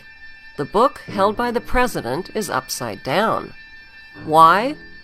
Because Satanism inverts images. Bush remained seated for 7 minutes and kept reading about the goat, while Americans were burning alive and leaping to their death from the burning towers. In most tarot card decks, the devil card shows the Baphomet sitting on an altar above 2 naked human demons chained to his seat. He is holding a flaming torch in his left hand that is inverted towards the earth. On his forehead is an upside-down pentagram. When points on a pentagram point upwards, they symbolize the devil attacking the heavens with its horns. The horned hand signal is a satanic salute that communicates an allegiance to Satan. The extended index and small fingers symbolize the horns of Satan. The Antichrist or beast is clearly identified in biblical prophecy as the number 666. When Prince William is crowned king, his formal title will be King William V. Hidden within his name are the words I am. Also hidden within his name is the number 666 in Roman numerals. The Roman numeral I appears 3 times in his name. The Roman numeral V also appears 3 times in his name. The letter W is really 2 V's placed side by side. The number 666 in Roman numerals is VI, VI, VI. It is hidden in the name King William V, and so are the words I am. The hidden message built into his name is, I am 666. I am the Antichrist.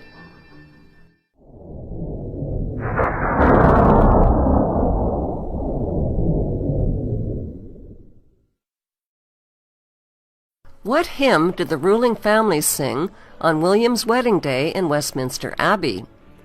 The flag-waving public were too hypnotized by the fairy tale media hype to even question why a hymn called Jerusalem was featured at William's wedding. Here are the main lyrics of the hymn.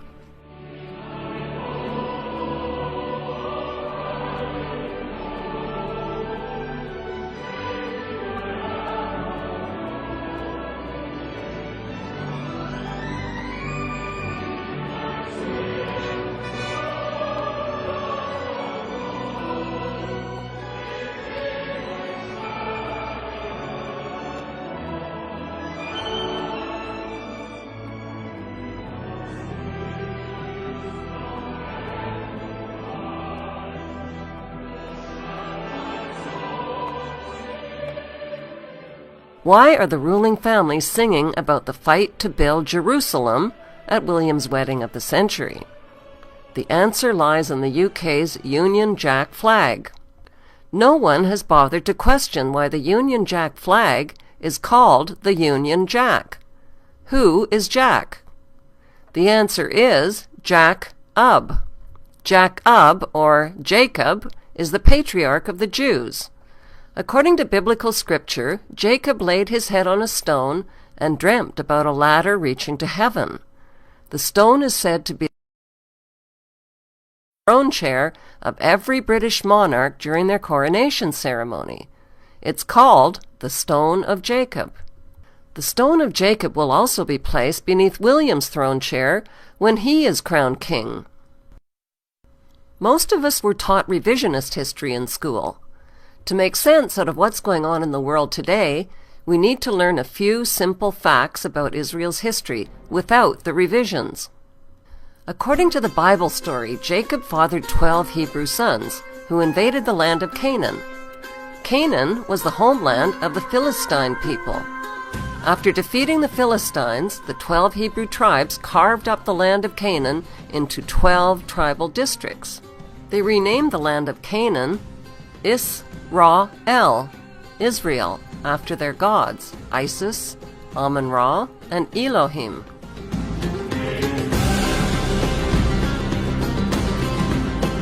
By 69 AD, Roman soldiers burned the city of Jerusalem to the ground and destroyed the Hebrew Temple of Solomon. All that remained of the Jewish temple was a wall, which still stands today in the city of Jerusalem. After the 12 Hebrew tribes fled from the land of Canaan, which they had renamed Israel, the Romans gave the land back to the Philistines and called it Palestine. Palestine was the Romanized word for Philistine. Today, the descendants of the Philistines are the Palestinians of Palestine. Where did the 12 tribes of Israel go after they fled from the land they had renamed Israel? The serpent tribe of Dan became seafaring pirates. They emblazoned the symbols of the snake and dragon on their red and white flag, together with the crest of an eagle. According to Bible prophecy, the Antichrist will descend from the tribe of Dan.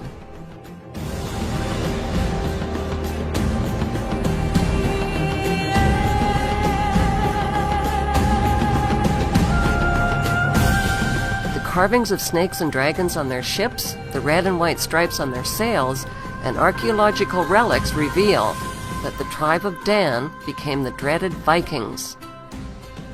These ferocious seafaring pirates raped, burned, and looted their way up the coast of Europe into the British Isles, incorporating the name of their tribal leader Dan into towns and rivers along their migration route, like the mighty river Danube and the Jordan River.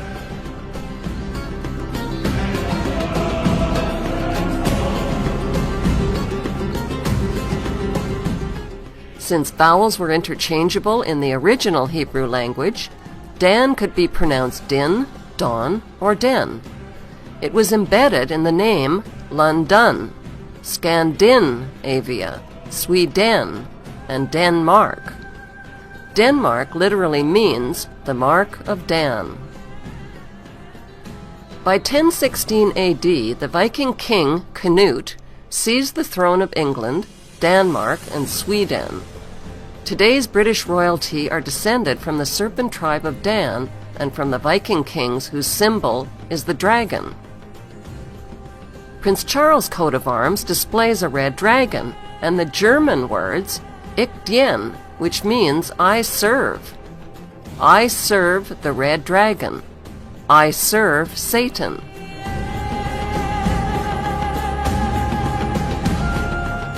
Prince William's coat of arms also features a red dragon, which is partially hidden by a 3-point white label. Notice the checkered floor beneath William's wedding guests, which is a known symbol of Freemasonry. Rowan Williams, the Archbishop who married William and Kate, is a confirmed Druid member. Druid ceremonies include pagan sun worship in stone circles. Notice the sun symbolism on the back of the Archbishop's robe. Prince William and the British royal family claim descent from King David and the Jewish tribe of Judah, but the evidence shows they are descended from the tribe of Dan and the Viking kings, whose symbols are the snake and dragon. It took nearly 1,000 years for the tribes of Israel to reunite after fleeing from Jerusalem in 70 AD. They reunited in the British Isles under the flag of their Jewish patriarch, Jacob, or Jacob. It took another 1,000 years for the Jewish tribes to reclaim the land that the Romans had given back to the Philistines. How did they do it? In 1917, the British Earl of Balfour signed the Balfour Declaration, promising to give the nation of Palestine to Lord Rothschild and the Jewish Zionists. This criminal declaration was made even before the British had conquered the nation of Palestine at the end of World War I. During World War II, American corporations supplied gas, money, vehicles, and weaponry to Hitler and the Nazis.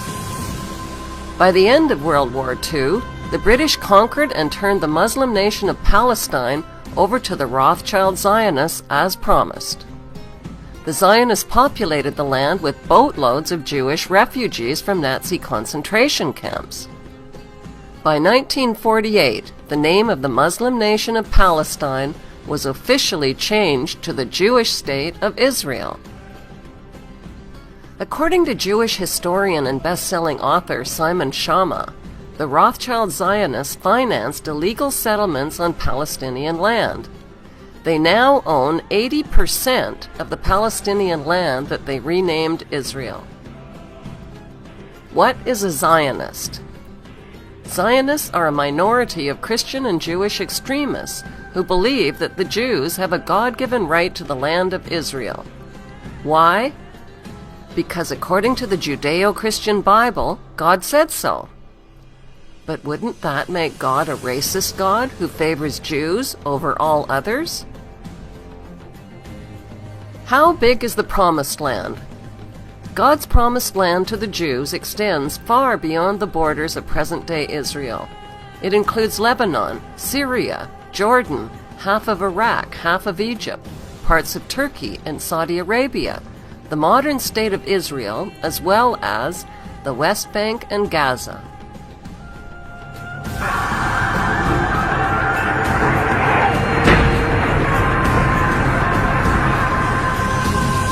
The 9/11 attack on the World Trade Center in New York City served as the perfect excuse to justify bombing, occupying, disarming, and bankrupting Israel's Muslim neighbors. It also scared hundreds of billions of tax dollars out of traumatized American citizens. 9/11 was a Zionist false flag operation. Within 24 hours of the attack, America launched a Blame the Muslims campaign that ignited the Zionist war of terror on the Muslim nations surrounding Israel. Ultimately, the grand scheme of the Zionist plot is to reclaim Jerusalem and rebuild Solomon's Temple, which was destroyed by the Romans almost 2,000 years ago. Today, Israel's Jews pray at the Wailing Wall in Jerusalem, which is all that remains of Solomon's Temple. The design and cornerstones for the new Solomon's Temple have already been completed. Every day, 3 times a day, Jews recite this prayer: "May it be your will that the temple be speedily rebuilt in our own time." It's a prayer they prayed for almost 2,000 years. But Jews here in Jerusalem are doing more than just praying. Just a few steps away from the Western Wall, rabbis and craftsmen are building what they call a temple in waiting.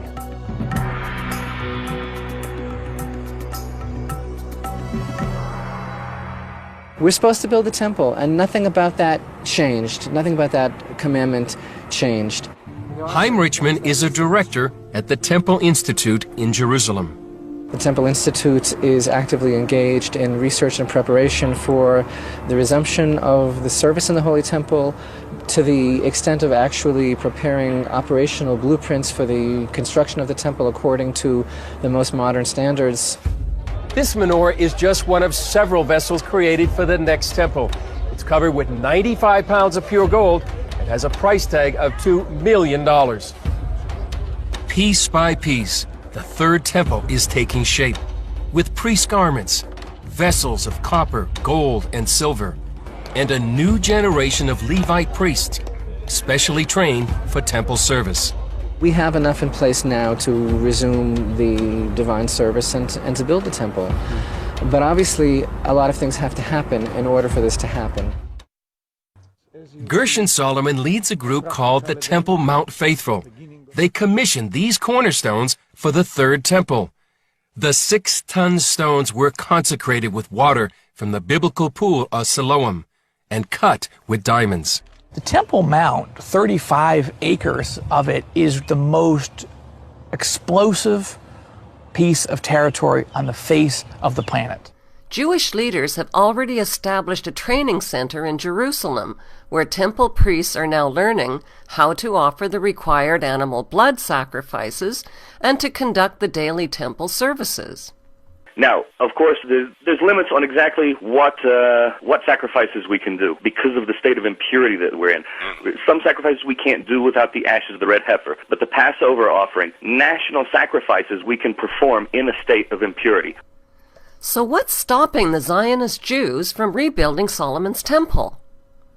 What's stopping them is a Muslim shrine called Dome of the Rock, which was built in 691 AD, right over the top of the ruins of Solomon's temple. It is one of the world's holiest Muslim sites. This sacred real estate is, without a doubt, the most dangerous real estate on planet Earth. The Muslim Dome of the Rock is the elephant in the room. The Zionist plan to rebuild Solomon's temple on sacred ground must, by necessity, be a plan that reduces the Muslim Dome of the Rock to rubble. Building Solomon's temple means the Muslim shrine must fall, either by a natural disaster like an earthquake, or a man-made disaster like an exploding bomb. A man-made disaster would surely be the spark that ignites World War III. When a British monarch is crowned, an elaborate ceremony takes place which resembles the ritual crowning of King Solomon of ancient Israel. King Solomon ruled over ancient Israel and had extensive knowledge of the Kabbalah, which he used to communicate with demons. King Solomon is the single most important figure in the occult teachings of world international Freemasonry.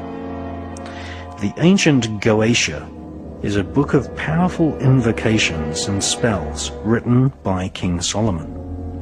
These ancient spells and evocations were used to summon spirits who were then psychically tortured and forced to serve King Solomon. The Goetia contains descriptions of 72 demons, some of whom control their own army of lesser demons. King Solomon evoked and imprisoned these spirits in a bronze vessel sealed using magic symbols.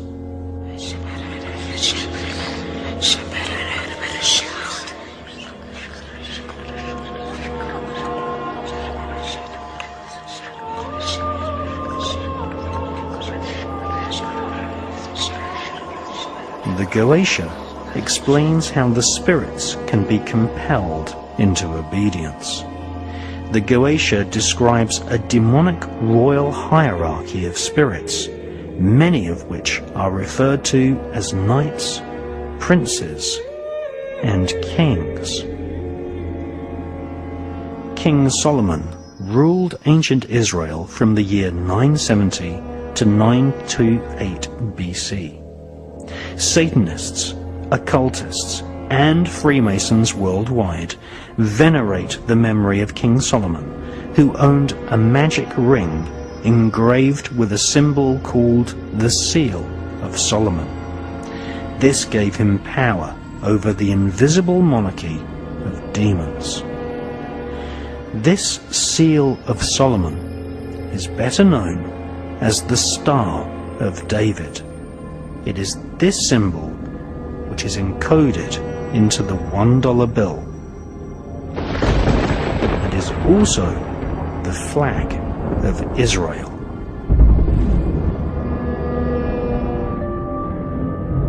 Magicians and mediums who consult with spirits have always been employed by the royal elite. In medieval Britain, Dr. John Dee was consulted regularly by Queen Elizabeth I. At the British Museum in London, we see the dark mirror which John Dee used to see or scry the faces of spirits.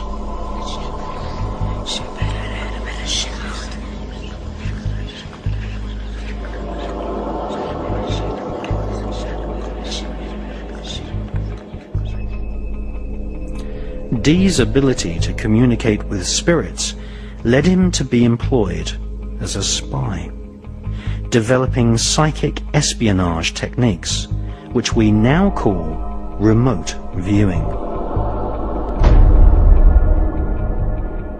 John Dee attended Trinity College in Cambridge, which became a place where occultists and the world of spies were intertwined.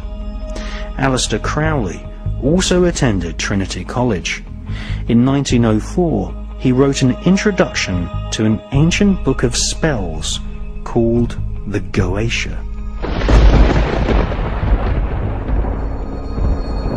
Soon after, Aleister Crowley followed the footsteps of John Dee and worked as a spy for Her Majesty's Secret Intelligence Service, MI5. Dr. John Dee was secretly initiated into the secrets of the Kabbalah by Rabbi Lowe in the 1500s. The Kabbalah offers a route map which is called the Tree of Life. Discarnate spirits, some angelic, some evil, occupy each point on the Tree of Life.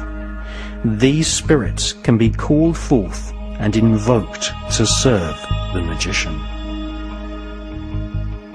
Medieval astrologers and Kabbalists such as John Dee were hired by monarchs to plan their wars or to experiment with alchemy, trying to transform base metals into gold and thus increase the already spectacular wealth of the monarchy. Once World War III has come and gone and the Muslim shrine has been destroyed, the new Jewish temple of King Solomon will be built over its ruins in Jerusalem, and a king will sit on the throne chair.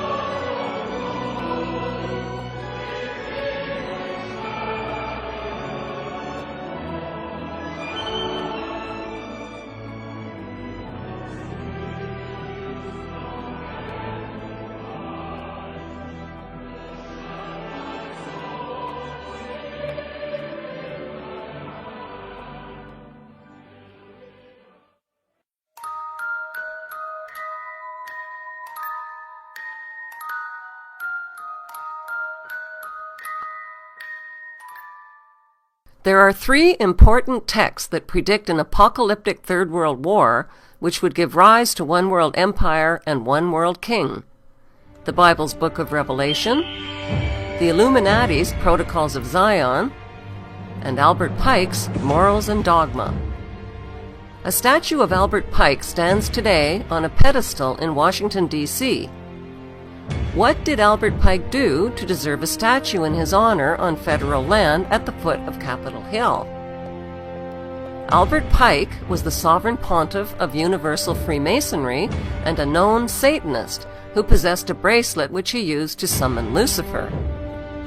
After the American Civil War, he was imprisoned for treason, but thanks to Freemason President Andrew Johnson, Pike was pardoned. By 1869, Pike had become the National Chief Judiciary Officer and Grand Dragon of the Knights of the Ku Klux Klan in Arkansas. By 1871, he published the Masonic handbook known as Morals and Dogma. Albert Pike was also the author of a military formula for 3 world wars that would advance the world government agenda to its final stage in the 21st century. World War I, said Pike, must be engineered to overthrow the Tsars of Russia and make Russia a fortress of atheistic communism.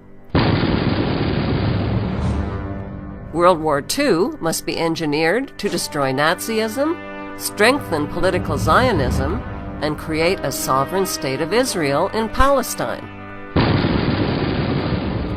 World War III must exploit the conflicts between the Zionist state of Israel and the Islamic states so that they mutually destroy each other. Divided and exhausted by war, the masses will receive the light of Lucifer brought finally out into the open.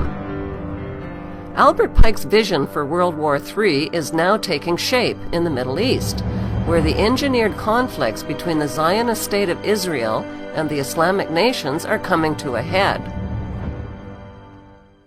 Proof of a world government conspiracy is uncovered on our Seeing is Believing tour of 5 U.S. cities, starting with Denver, Colorado.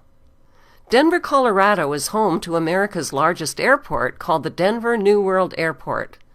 The airport was built by Freemasons in 1995 and features a Freemasonic dedication capstone in the atrium. A time capsule is buried underneath the stone to be opened in the year 2094. The New World Denver Airport has a swastika-shaped runway. There is reportedly a deep underground military base beneath the airport, with miles and miles of secret subterranean tunnels connected to a large network of underground cities. As passengers drive up to the main airport terminal, they are greeted by a sinister-looking 32-foot-high fiberglass blue stallion, with veins popping out of its body and demonic eyes that glow bright red. Not exactly a calming influence for travelers who are already spooked about getting on a plane. The sculpture is believed to symbolize the pale horse of the apocalypse mentioned in the Bible, whose name is Death. The sculptor, Luis Jimenez, was killed by the horse when a chunk of the sculpture broke loose and came crashing down on him. Locals call the horse Blucifer. Inside the airport, travelers hurry past grotesque gargoyles in suitcases that leer down at them, and morbid apocalyptic murals that line the airport walls at the main gate. 4 panels of giant-sized wall murals in the baggage claim area tell a terrifying and prophetic story in pictures of how humanity's future is going to unfold. The first mural reveals a horrific Darth Vader-like figure wearing a Nazi general uniform and a gas mask. The gas mask indicates that the next war will use depopulating biological or chemical agents. The white dove that he is killing symbolizes peace. On the right are destroyed buildings reminiscent of the Twin Towers. The Nazi general's scimitar sword has been swished through the air, leaving behind a rainbow chemtrail that poisons the air and ethnic population below it. On the left is an endless line of weeping women refugees holding dead babies. There is no trace whatsoever of violence to the dead children, who appear to have died from the deadly gas of the toxic rainbow.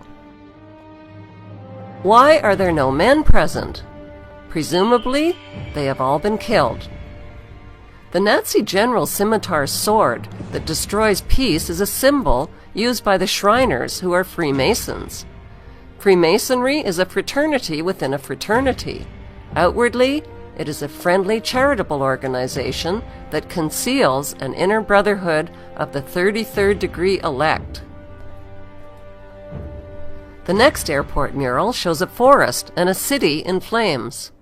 The world's endangered animals and plants are extinct. Buffaloes, whales, leopards, elephants, and sea turtles. The sickly haze and leaping flames suggest a nuclear or biochemical devastation. Children are the only survivors, and they are weeping over 3 open caskets of an African girl on the left, a native girl in the center, and a white Judeo-Christian girl on the right. They represent the death of the old black, red, and white root races to make way for the New World race. The dead white girl in the coffin holds a Bible and a yellow Juden star, which was used by the Nazis to identify Jews. It symbolizes the death of Judeo-Christian beliefs. Another child holds a Mayan tablet depicting the end of the Mayan calendar and the end of the world as we know it. In the third mural, the apocalyptic war has ended. Children of all nations are joyfully giving up their nation's sovereignty to the blonde-haired, blue-eyed German boy at the center. They are all turning over their weapons wrapped in their country's national flag to the German boy. The Bavarian jacket leaves no doubt whatsoever that the blonde-haired, blue-eyed boy is German. He symbolizes the Bavarian Illuminati. With an iron fist, the German boy destroys the weapons of war symbolized by the Nazi general's sword. The German boy uses a hammer, which symbolizes the hammer and sickle of communism. In the foreground, the Nazi general is dead, with doves of peace perched on his corpse. The German boy symbolizes a world leader and savior who brings peace through communism to a devastated world. Who is this boy that the world gives up their flags and weapons to?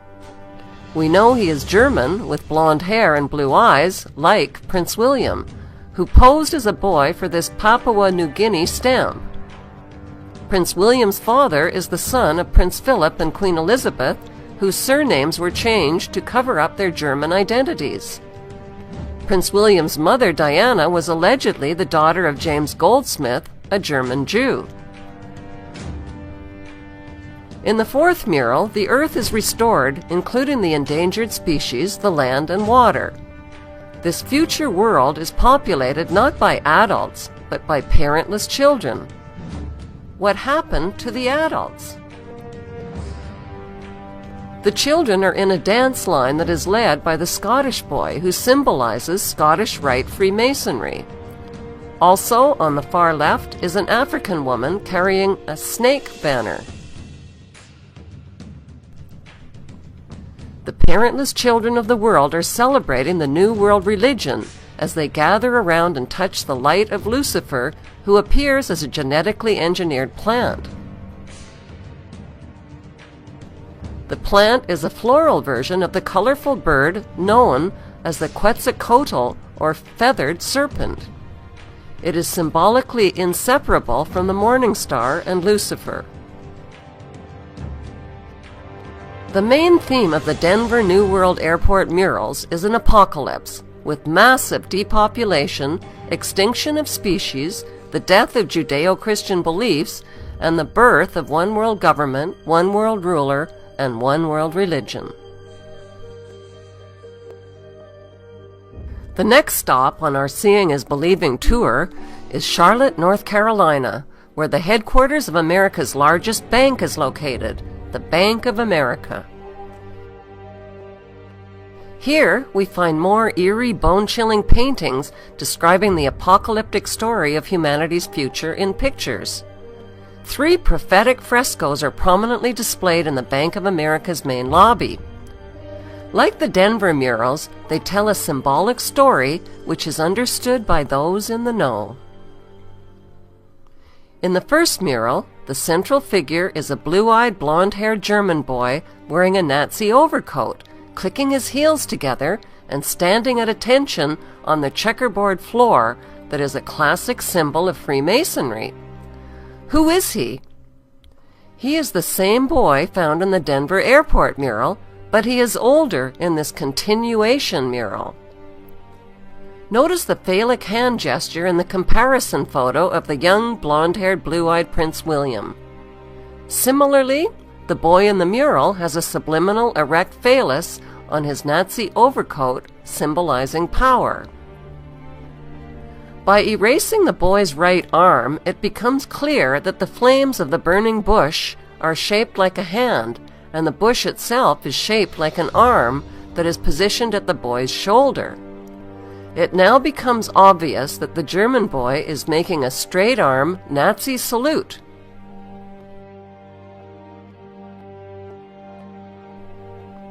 Prince William's Knight of the Garter crest is a gold lion. The image of the gold lion is subliminally embedded into the blonde hair of the German boy in the mural. Notice the Egyptian pyramid and black sun behind him. The second fresco in the Bank of America's lobby is an apocalyptic concentration camp where resistors are incarcerated. In the background, industrial burning suggests a crematorium. The back and side wall are strung with barbed wire. Hazmat Marines carrying rifles are seen in the crowd with their Nazi gold eagle and flags. Notice the person wearing the white hazard protection gear. The hazard protection gear symbolizes a pandemic, biochemical, or nuclear warfare. This is the same apocalyptic theme found in the Denver mural, in which the Nazi general is wearing a gas mask. Overhead, the elite are hovering and celebrating like gods, circling free and naked in their wealth and power. They are energized by the chaos below, where the world population is trapped in their net. All races and creeds are caught in the net of riots and protests, including a Catholic bishop, a nun, and a handcuffed man. The protest signs are blank, implying they have no voice. The street signs are also blank, implying there is nowhere to go. The last fresco has a mission accomplished theme. It illustrates the post-apocalyptic rebuilding era that creates order out of chaos. The red dragon in human form is etched into the hillside at the top of the fresco. He sleeps peacefully while the miners serve him. These miners are a reminder of the internationally televised Chilean mine disaster and rescue in 2010.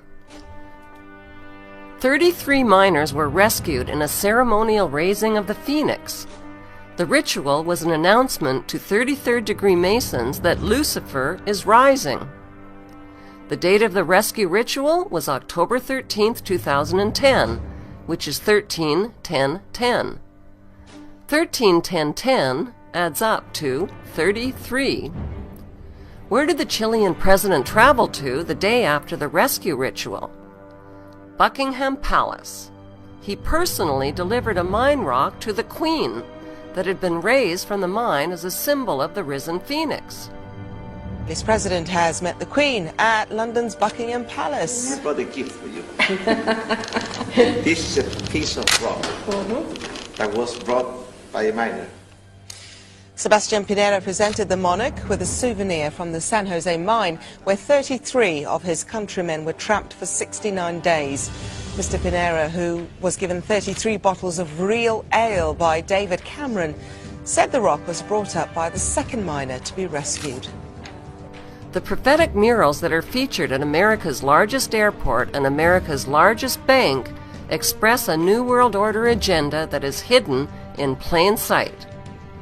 The giant images on display for all to see are designed to be understood only by a few. The commissioned murals share common themes: an apocalypse, a New World Order, and a central figure who is a blonde-haired, blue-eyed German boy.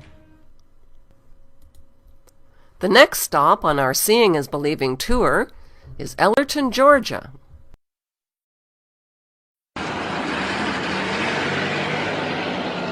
Next, we turn to the town of Elberton, Georgia, the granite capital of the world. Elberton is famous for its production of tombstones, exporting some 250,000 tombstones every year. Oddly enough, the town that makes a living through death is also the home of what some consider the most threatening monument in America. A monument that some believe is a symbol for the coming Holocaust, promoting a depopulation effort at a massive scale. It was back in 19...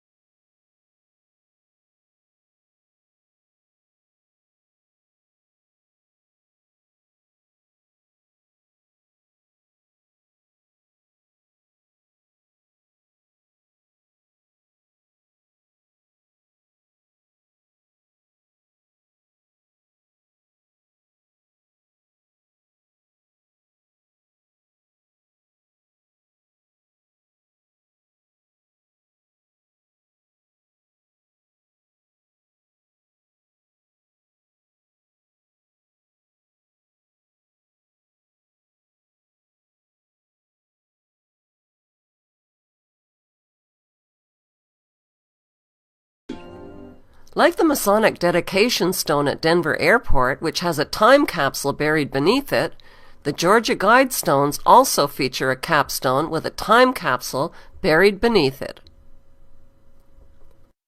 New York City is the next stop on our Seeing is Believing tour.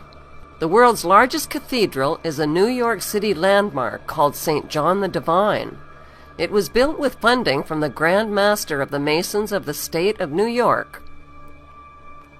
Using the art style of the grotesque, this sculpture next to the cathedral features sun worship, bizarre mythical creatures, and the upside-down head of Satan. There is a John Lennon quote that says, "One day the world will live as one." On the western facade of the cathedral, stonemasons have sculpted a chilling depiction of the collapse of the Twin Towers and the destruction of New York City and its landmarks. This scene was created in 1997, 4 years before the destruction of the Twin Towers on 9/11. Other recognizable skyscrapers are the Chrysler Building and the Citigroup Center.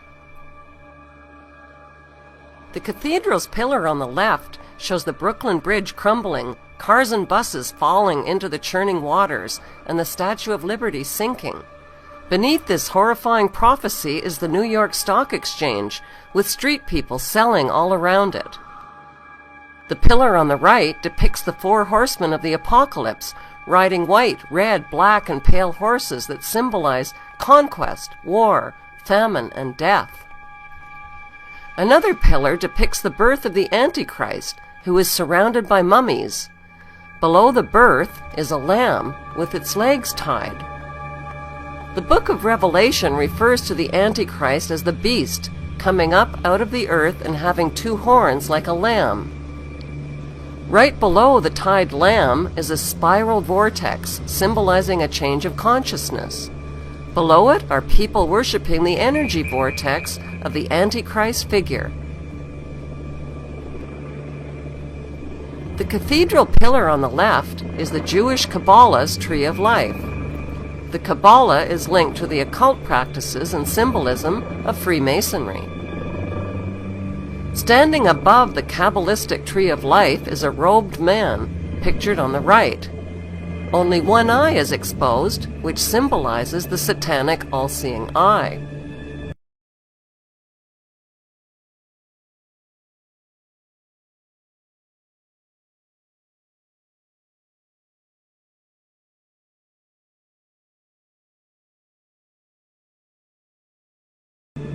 Our second stop in New York City is the United Nations headquarters, which was built in 1945 and financed largely by John D. Rockefeller. Inside UN headquarters is an ominous meditation room. The custodian of the meditation room is Lucis Trust Company. At one time, the Lucis Trust was located at 666 United Nations Plaza and was formerly named Lucifer Publishing Company. The Rockefeller-funded UN meditation room is 33 feet long and 18 feet wide. 18 feet is 6 plus 6 plus 6. The small, dimly lit, windowless room was built in the shape of a pyramid that is laying on its side. At the center of the room is a 4-foot-high, black, casket-shaped stone slab which weighs 6.5 tons and is extremely magnetic and rests on a concrete pillar. The pillar descends beneath the floor into the bedrock and taps into the Earth's hyperdimensional energies to induce a state of altered consciousness. Not far from the meditation room is the United Nations Security Council chamber. This is the emergency room of the UN, where the world leaders meet when there is a threat to peace. They decide the fate of nations.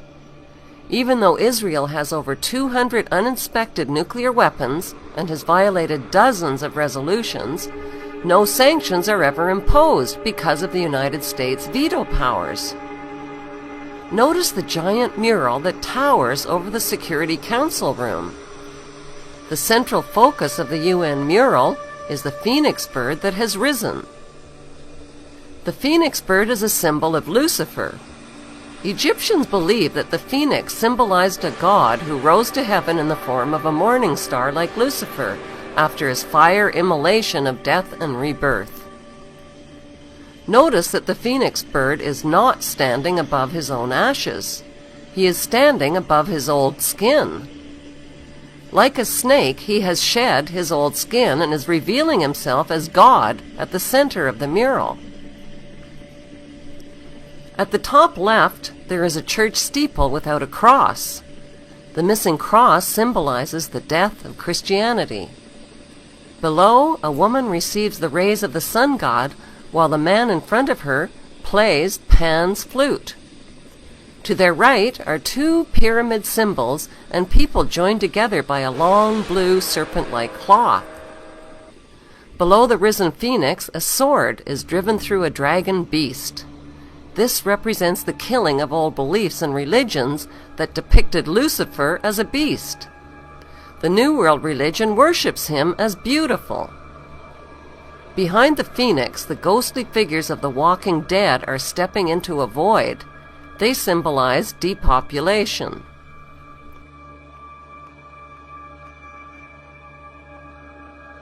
On the right panel, the pale horse from the book of Revelation is the bringer of death to humanity through weapons, hunger, and disease. The man is releasing him. The chained black man represents slavery, while the top panel of the mural shows a technologically advanced white race who control industry, art, and science.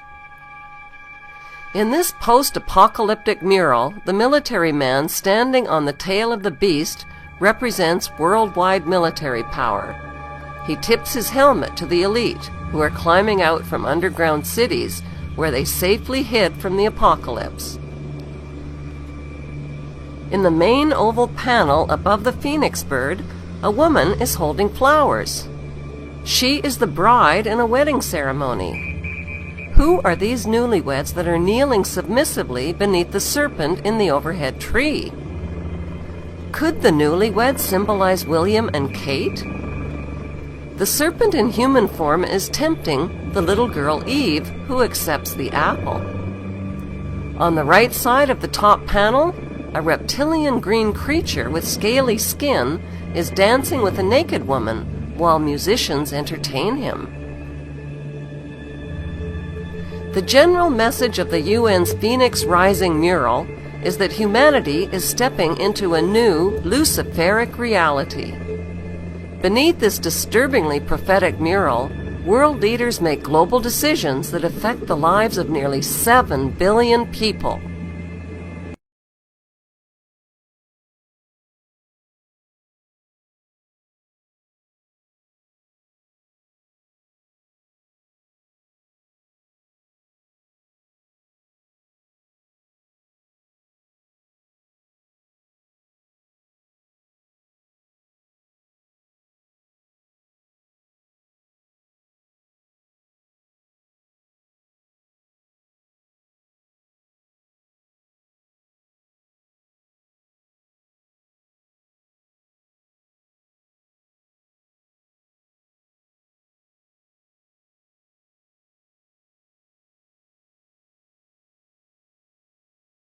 For high-ranking politicians, billionaire banksters, businessmen, and Hollywood executives. What's the attraction? 2 weeks of partying, druid worship, and child sacrifice rituals. Members include George Bush Jr. and Sr., Newt Gingrich, Henry Kissinger, Dick Cheney, Alan Greenspan, and the list goes on. One thing is certain, these men don't believe in heaven and an afterlife for good behavior. They dress in long robes and gather before a 40-foot stone owl of the god Molech, where they conduct a mock child sacrifice ritual. It's called the cremation of care ritual to purge members of their guilt. The ritual symbolically burns up their cares and clears their conscience of the diabolical crimes they have committed against humanity.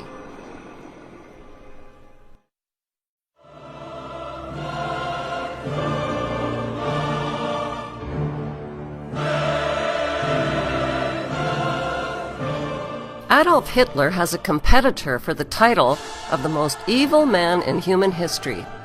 His competitor's name is Sabbatai Zevi. Sabbatai Zevi declared himself to be the Jewish Messiah in the year 1666. This false Messiah led the largest Messiah movement in Jewish history and attracted more than half the population of European Jews. How did he do it? By promising to return the Jews to their ancestral homeland in Palestine. Sabbatai Zevi made everything that was holy unholy. He rejected the rules of the Jewish holy books and every standard of Jewish decency. There would be no more guilt or sin or right or wrong, no more sexual taboos, no more 10 commandments, no more fasting. Instead, there would be feasting. Sabbatai Zevi's immoral leadership finally fell from grace when the Sultan of Turkey threatened him with torture unless he converted to Islam.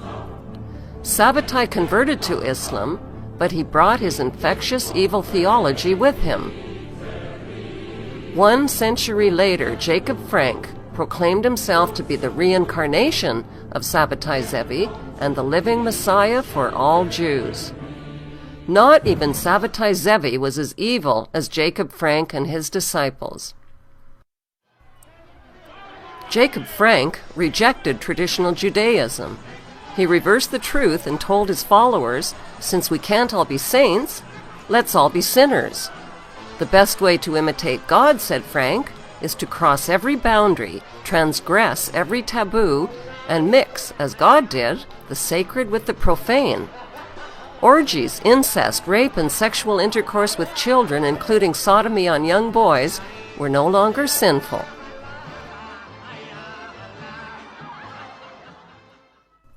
In 1773, Jacob Frank traveled to Frankfurt, Germany, the birthplace of the Illuminati. That's where he formed an unholy alliance with Adam Weishaupt and Mayor Amschel Rothschild's banking dynasty. The ambition of the Rothschild dynasty was to win control of the world's gold, central banks, and wealth. The Rothschilds sent John Jacob Astor, Jacob Schiff, and Paul Warburg to America, where they influenced the privatization of the Federal Reserve banking system and the dismantling of the American Constitution.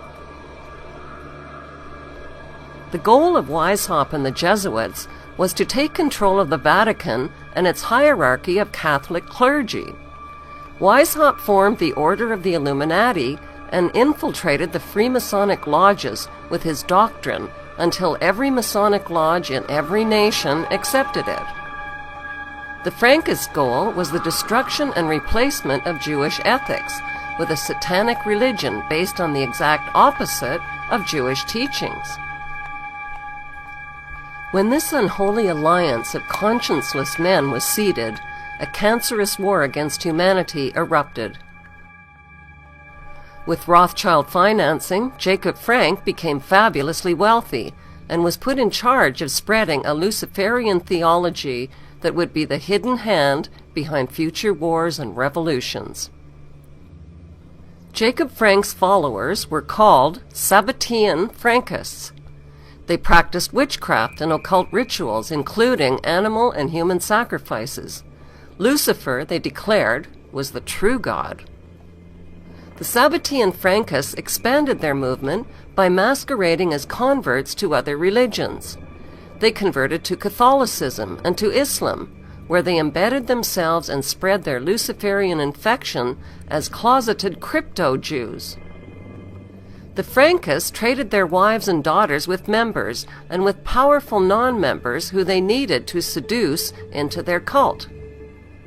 Jewish professor Gershon Scholem called Jacob Frank one of the most frightening men in Jewish history.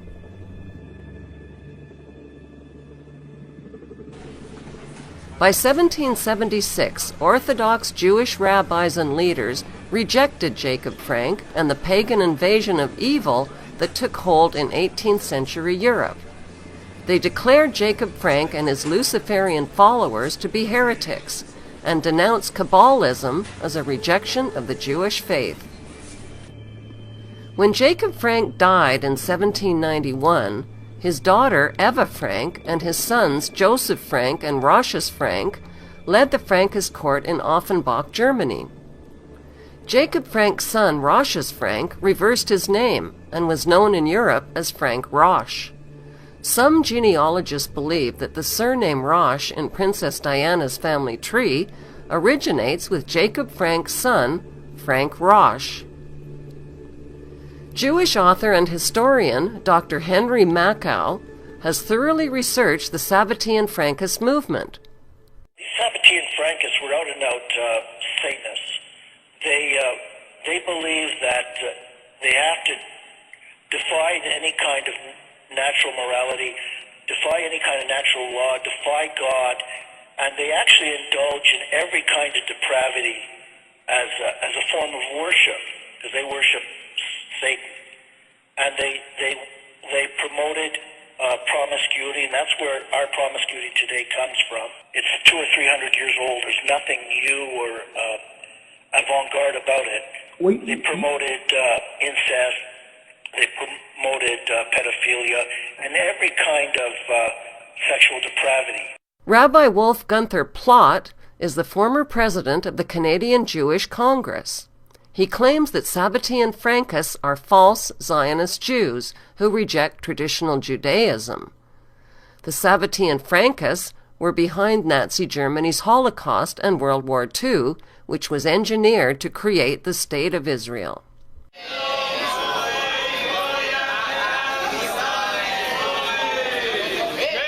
Today, hundreds of thousands of Jews in Israel are anti-Zionist Jews who have been protesting on Rothschild Boulevard in upscale Tel Aviv. Anti-Zionist Jews are burning the flag of Israel to protest the Zionist violence and genocide and the injustices. Why don't we see this on television?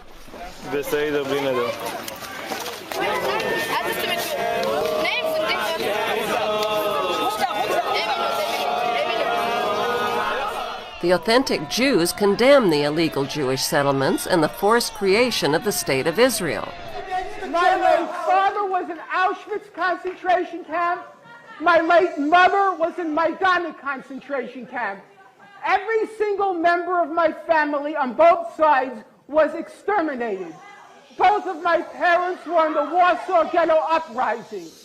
And it's precisely and exactly because of the lessons my parents taught me and my two siblings that I will not be silent when Israel commits its crimes against the Palestinians. And I consider nothing more despicable than to use their suffering and their martyrdom to try to justify the torture, the brutalization, the demolition of homes that Israel daily commits against the Palestinians. So I refuse any longer to be intimidated or browbeaten by the tears. If you had any heart in you, you would be crying for the Palestinians, not for what's been done. This is a drawing by a Palestinian child who has experienced the Palestinian Holocaust that is taking place in Israel right now. It's not a religious conflict. That's a Zionist ploy of accusing everybody of being anti-Semitic. You want peace? You want to have a conference here of peace? Step back and look and read the facts. Not the facts that have been misconstrued by the Zionist propaganda. The facts that are realities. Tell me what land the Jews did not live in harmony with the Muslims. In Iran, we have over 25,000 Jews there, thank God. Why? Because this is not a religious conflict. It's purely because of a political movement, a relatively new movement, which is antithetical, contradictory to the Jewish religion of thousands of years. Judaism is spirituality, a religion of compassion to emulate God. Zionism has been created 100 years ago by atheists, people who abhorred religion, who wanted to transform Judaism from religion to nationality, to a purely materialistic base, godless in its essence. That is not Judaism, and they have no right to use the name of Israel. They've usurped our name, they've stolen our symbols, and they've stolen our identity. And they are causing death and destruction, year in and year out. For over 50 years, death and bloodshed has not stopped because of a pure ideological belief called Zionism. They sacrifice on their idol bodies, human beings, hearts, souls. They rent, they've destructed houses, they've destructed people's lives. What can we do about this? Let's step back and think. There is a solution with God's help.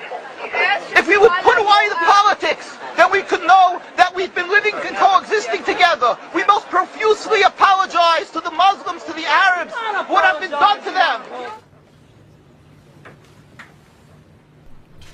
America's Zionist-owned media falsely reported that Iran's President Ahmadinejad threatened to wipe Israel off the map. This was a mistranslation. What the president of Iran really said is that Israel is occupying Palestine and has no legitimacy on the world map. Traditional Torah Jews and rabbis agree with him. There is speculation that the revolutionary document called the Protocols of Zion is a secret Sabbatean Frankist document. This document embodies 24 protocols which map out a detailed Zionist plan for global control. The protocols, written in the late 1700s, describe in precise detail the world domination plan that is unfolding today. Rabbi Marvin Antelman charges that the world today is ruled by a Sabbatean Frankist satanic cult that has conspired with the Illuminati to destroy all religions and fuse all nations into one. Today, royals, politicians, banksters, and businessmen form the inner circle of the Sabbatean Frankist elite. They live secret, two-faced lives, sometimes posing as religious Jews or Christians or Islamists. Modern Zionism is rooted in the unholy alliance of Frank, Weishaupt, and Rothschild. It has infiltrated world religions, taken over Freemasonry, engineered wars and revolutions, and turned nations and citizens into their debt slaves worldwide. Unfortunately, Muslims, Christians, and Jews do not recognize their common enemy because that enemy is invisible. It hides within their own religions.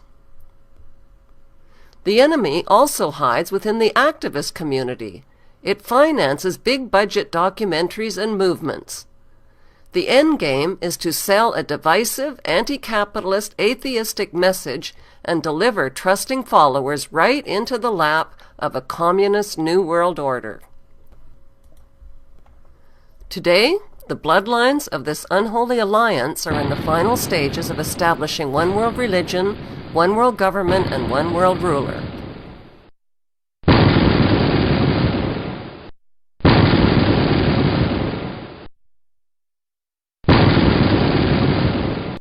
The Windsor royals are at the controls of this web of deceit. It is a known fact that Adam Weishaupt, the founder of the Illuminati, took refuge and got assistance from the German Saxe-Coburg-Gotha royal family. The Saxe-Coburg-Gothas changed their German name to Windsor. The Windsors' public image is a facade to hide the cesspool from which they operate behind the scenes. Their power and control cascades out of Buckingham Palace to the elite bloodlines who run world affairs.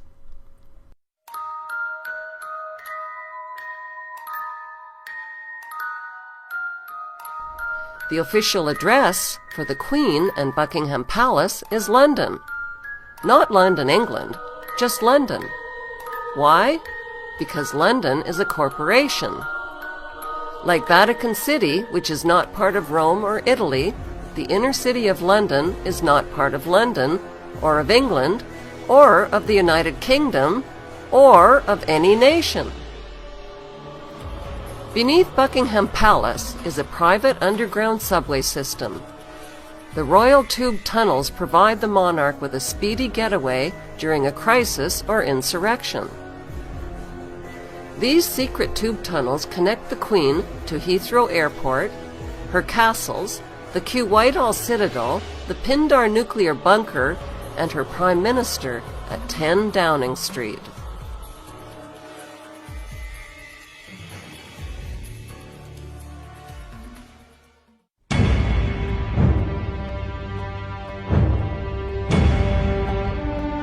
"2,000 years ago, the Book of Revelation predicted that Satan would one day rise up from his ungodly abyss and take possession of an earthly prince.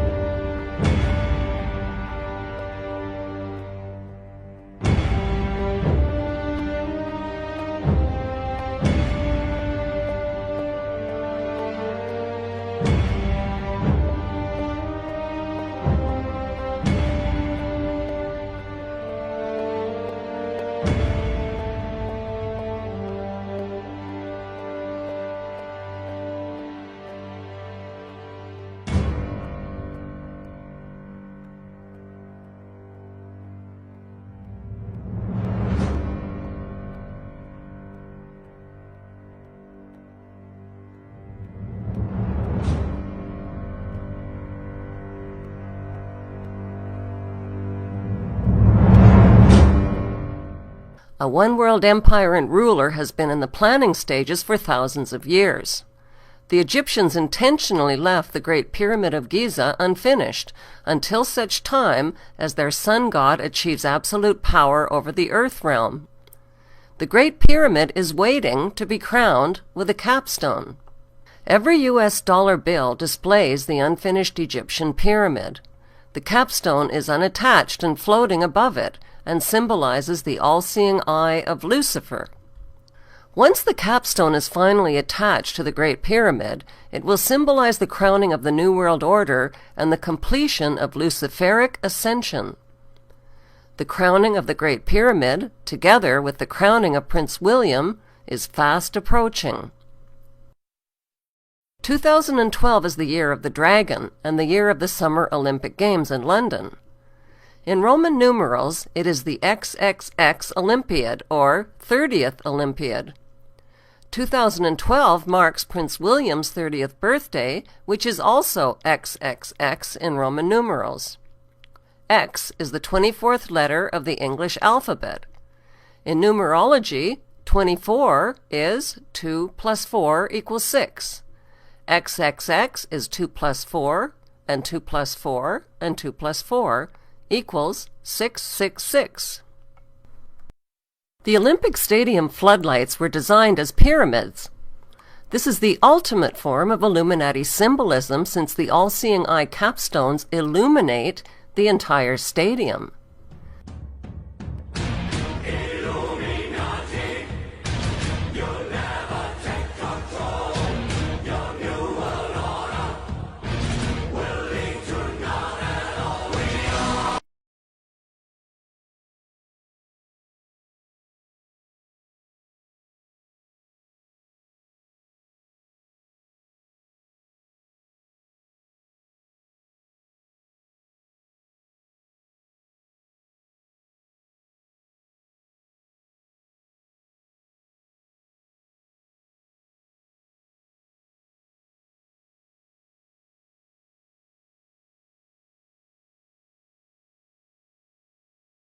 Mascots, which are all-seeing eye symbols.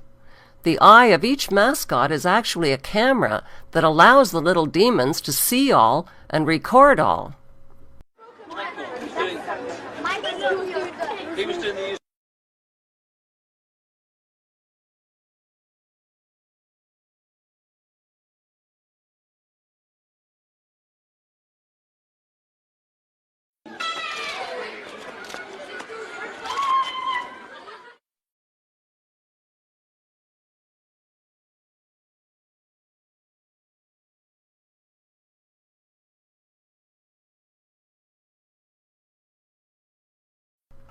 Look closely at the logos of the Olympic corporate sponsors.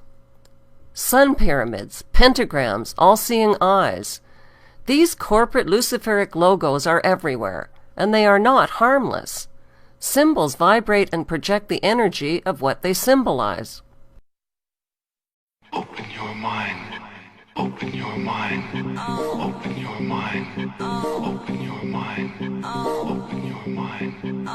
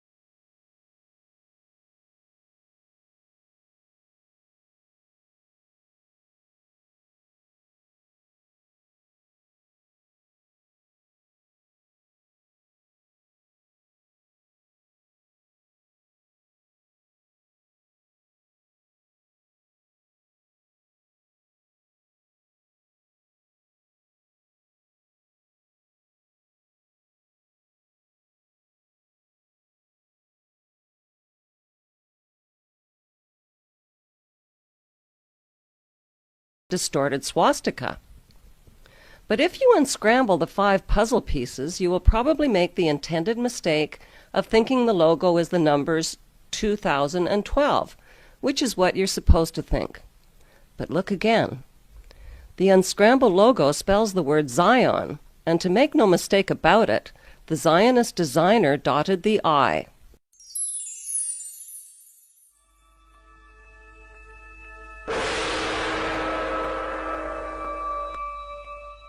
The kleptocracy of royals, banksters, and corporate criminals have painted a bleak future for humanity with their apocalyptic movies, murals, and monuments.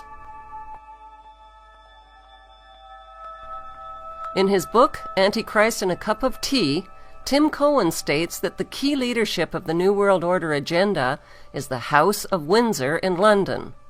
The Windsors are the real axis of evil that is driving world events, says Cohen. Some believe the Vatican is in charge, but look at the design of the Vatican from overhead.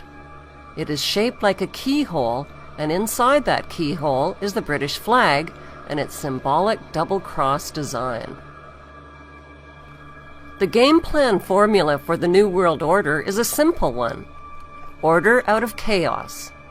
Create global chaos by engineering and financing both sides of wars, revolutions, and movements, then create order by offering the desperate, war-weary world a peaceful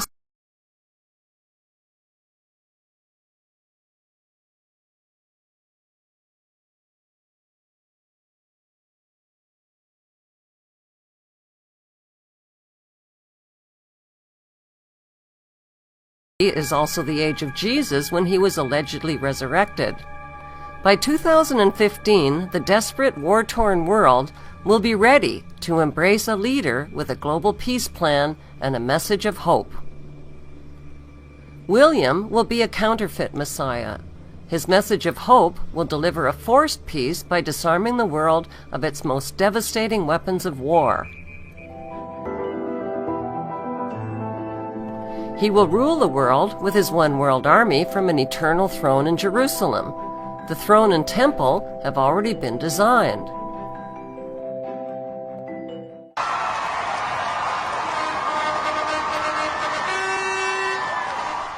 Just like the symbols that are hidden in corporate logos, the 1% that rule the 1% that rule the 99% hide in plain sight. They hide by reigning instead of ruling, and they hide behind the walls of one of the world's biggest tourist attractions. Over the centuries, we have fought and died by the millions to enrich these royal lowlifes. We have worshipped them, labored for them, paid taxes to them, carried their flags, sung their anthems, and we have even wiped their butts for them. If we want to save our planet, we need to get up off our knees right now while there is still a window of opportunity.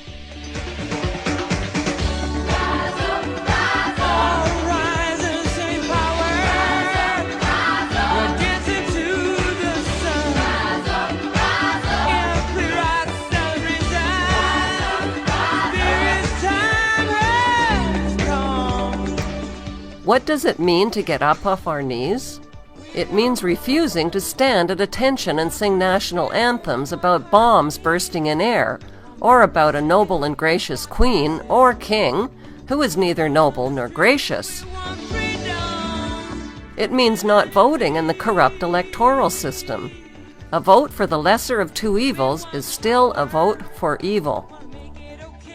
It means not wearing corporate logos and imitating idiot gestures that vibrate Luciferic energy. It means giving up our need to worship gods, messiahs, saviors, aliens, gurus, politicians, and rock stars. When we worship, we give our power away.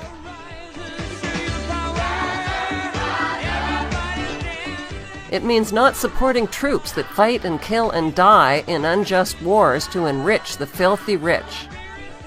It means withholding our tax dollars that sponsor the bankster mafia, their puppet politicians, and their genocidal wars. It means taking our money out of the bankster-owned banks and their rigged stock market casinos, then finding an alternative.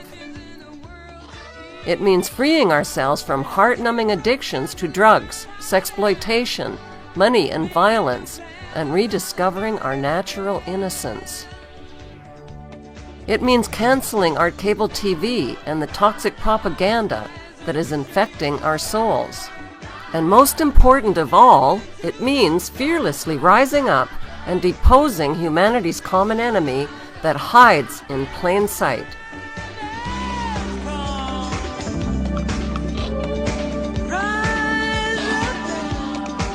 The British Empire will last for...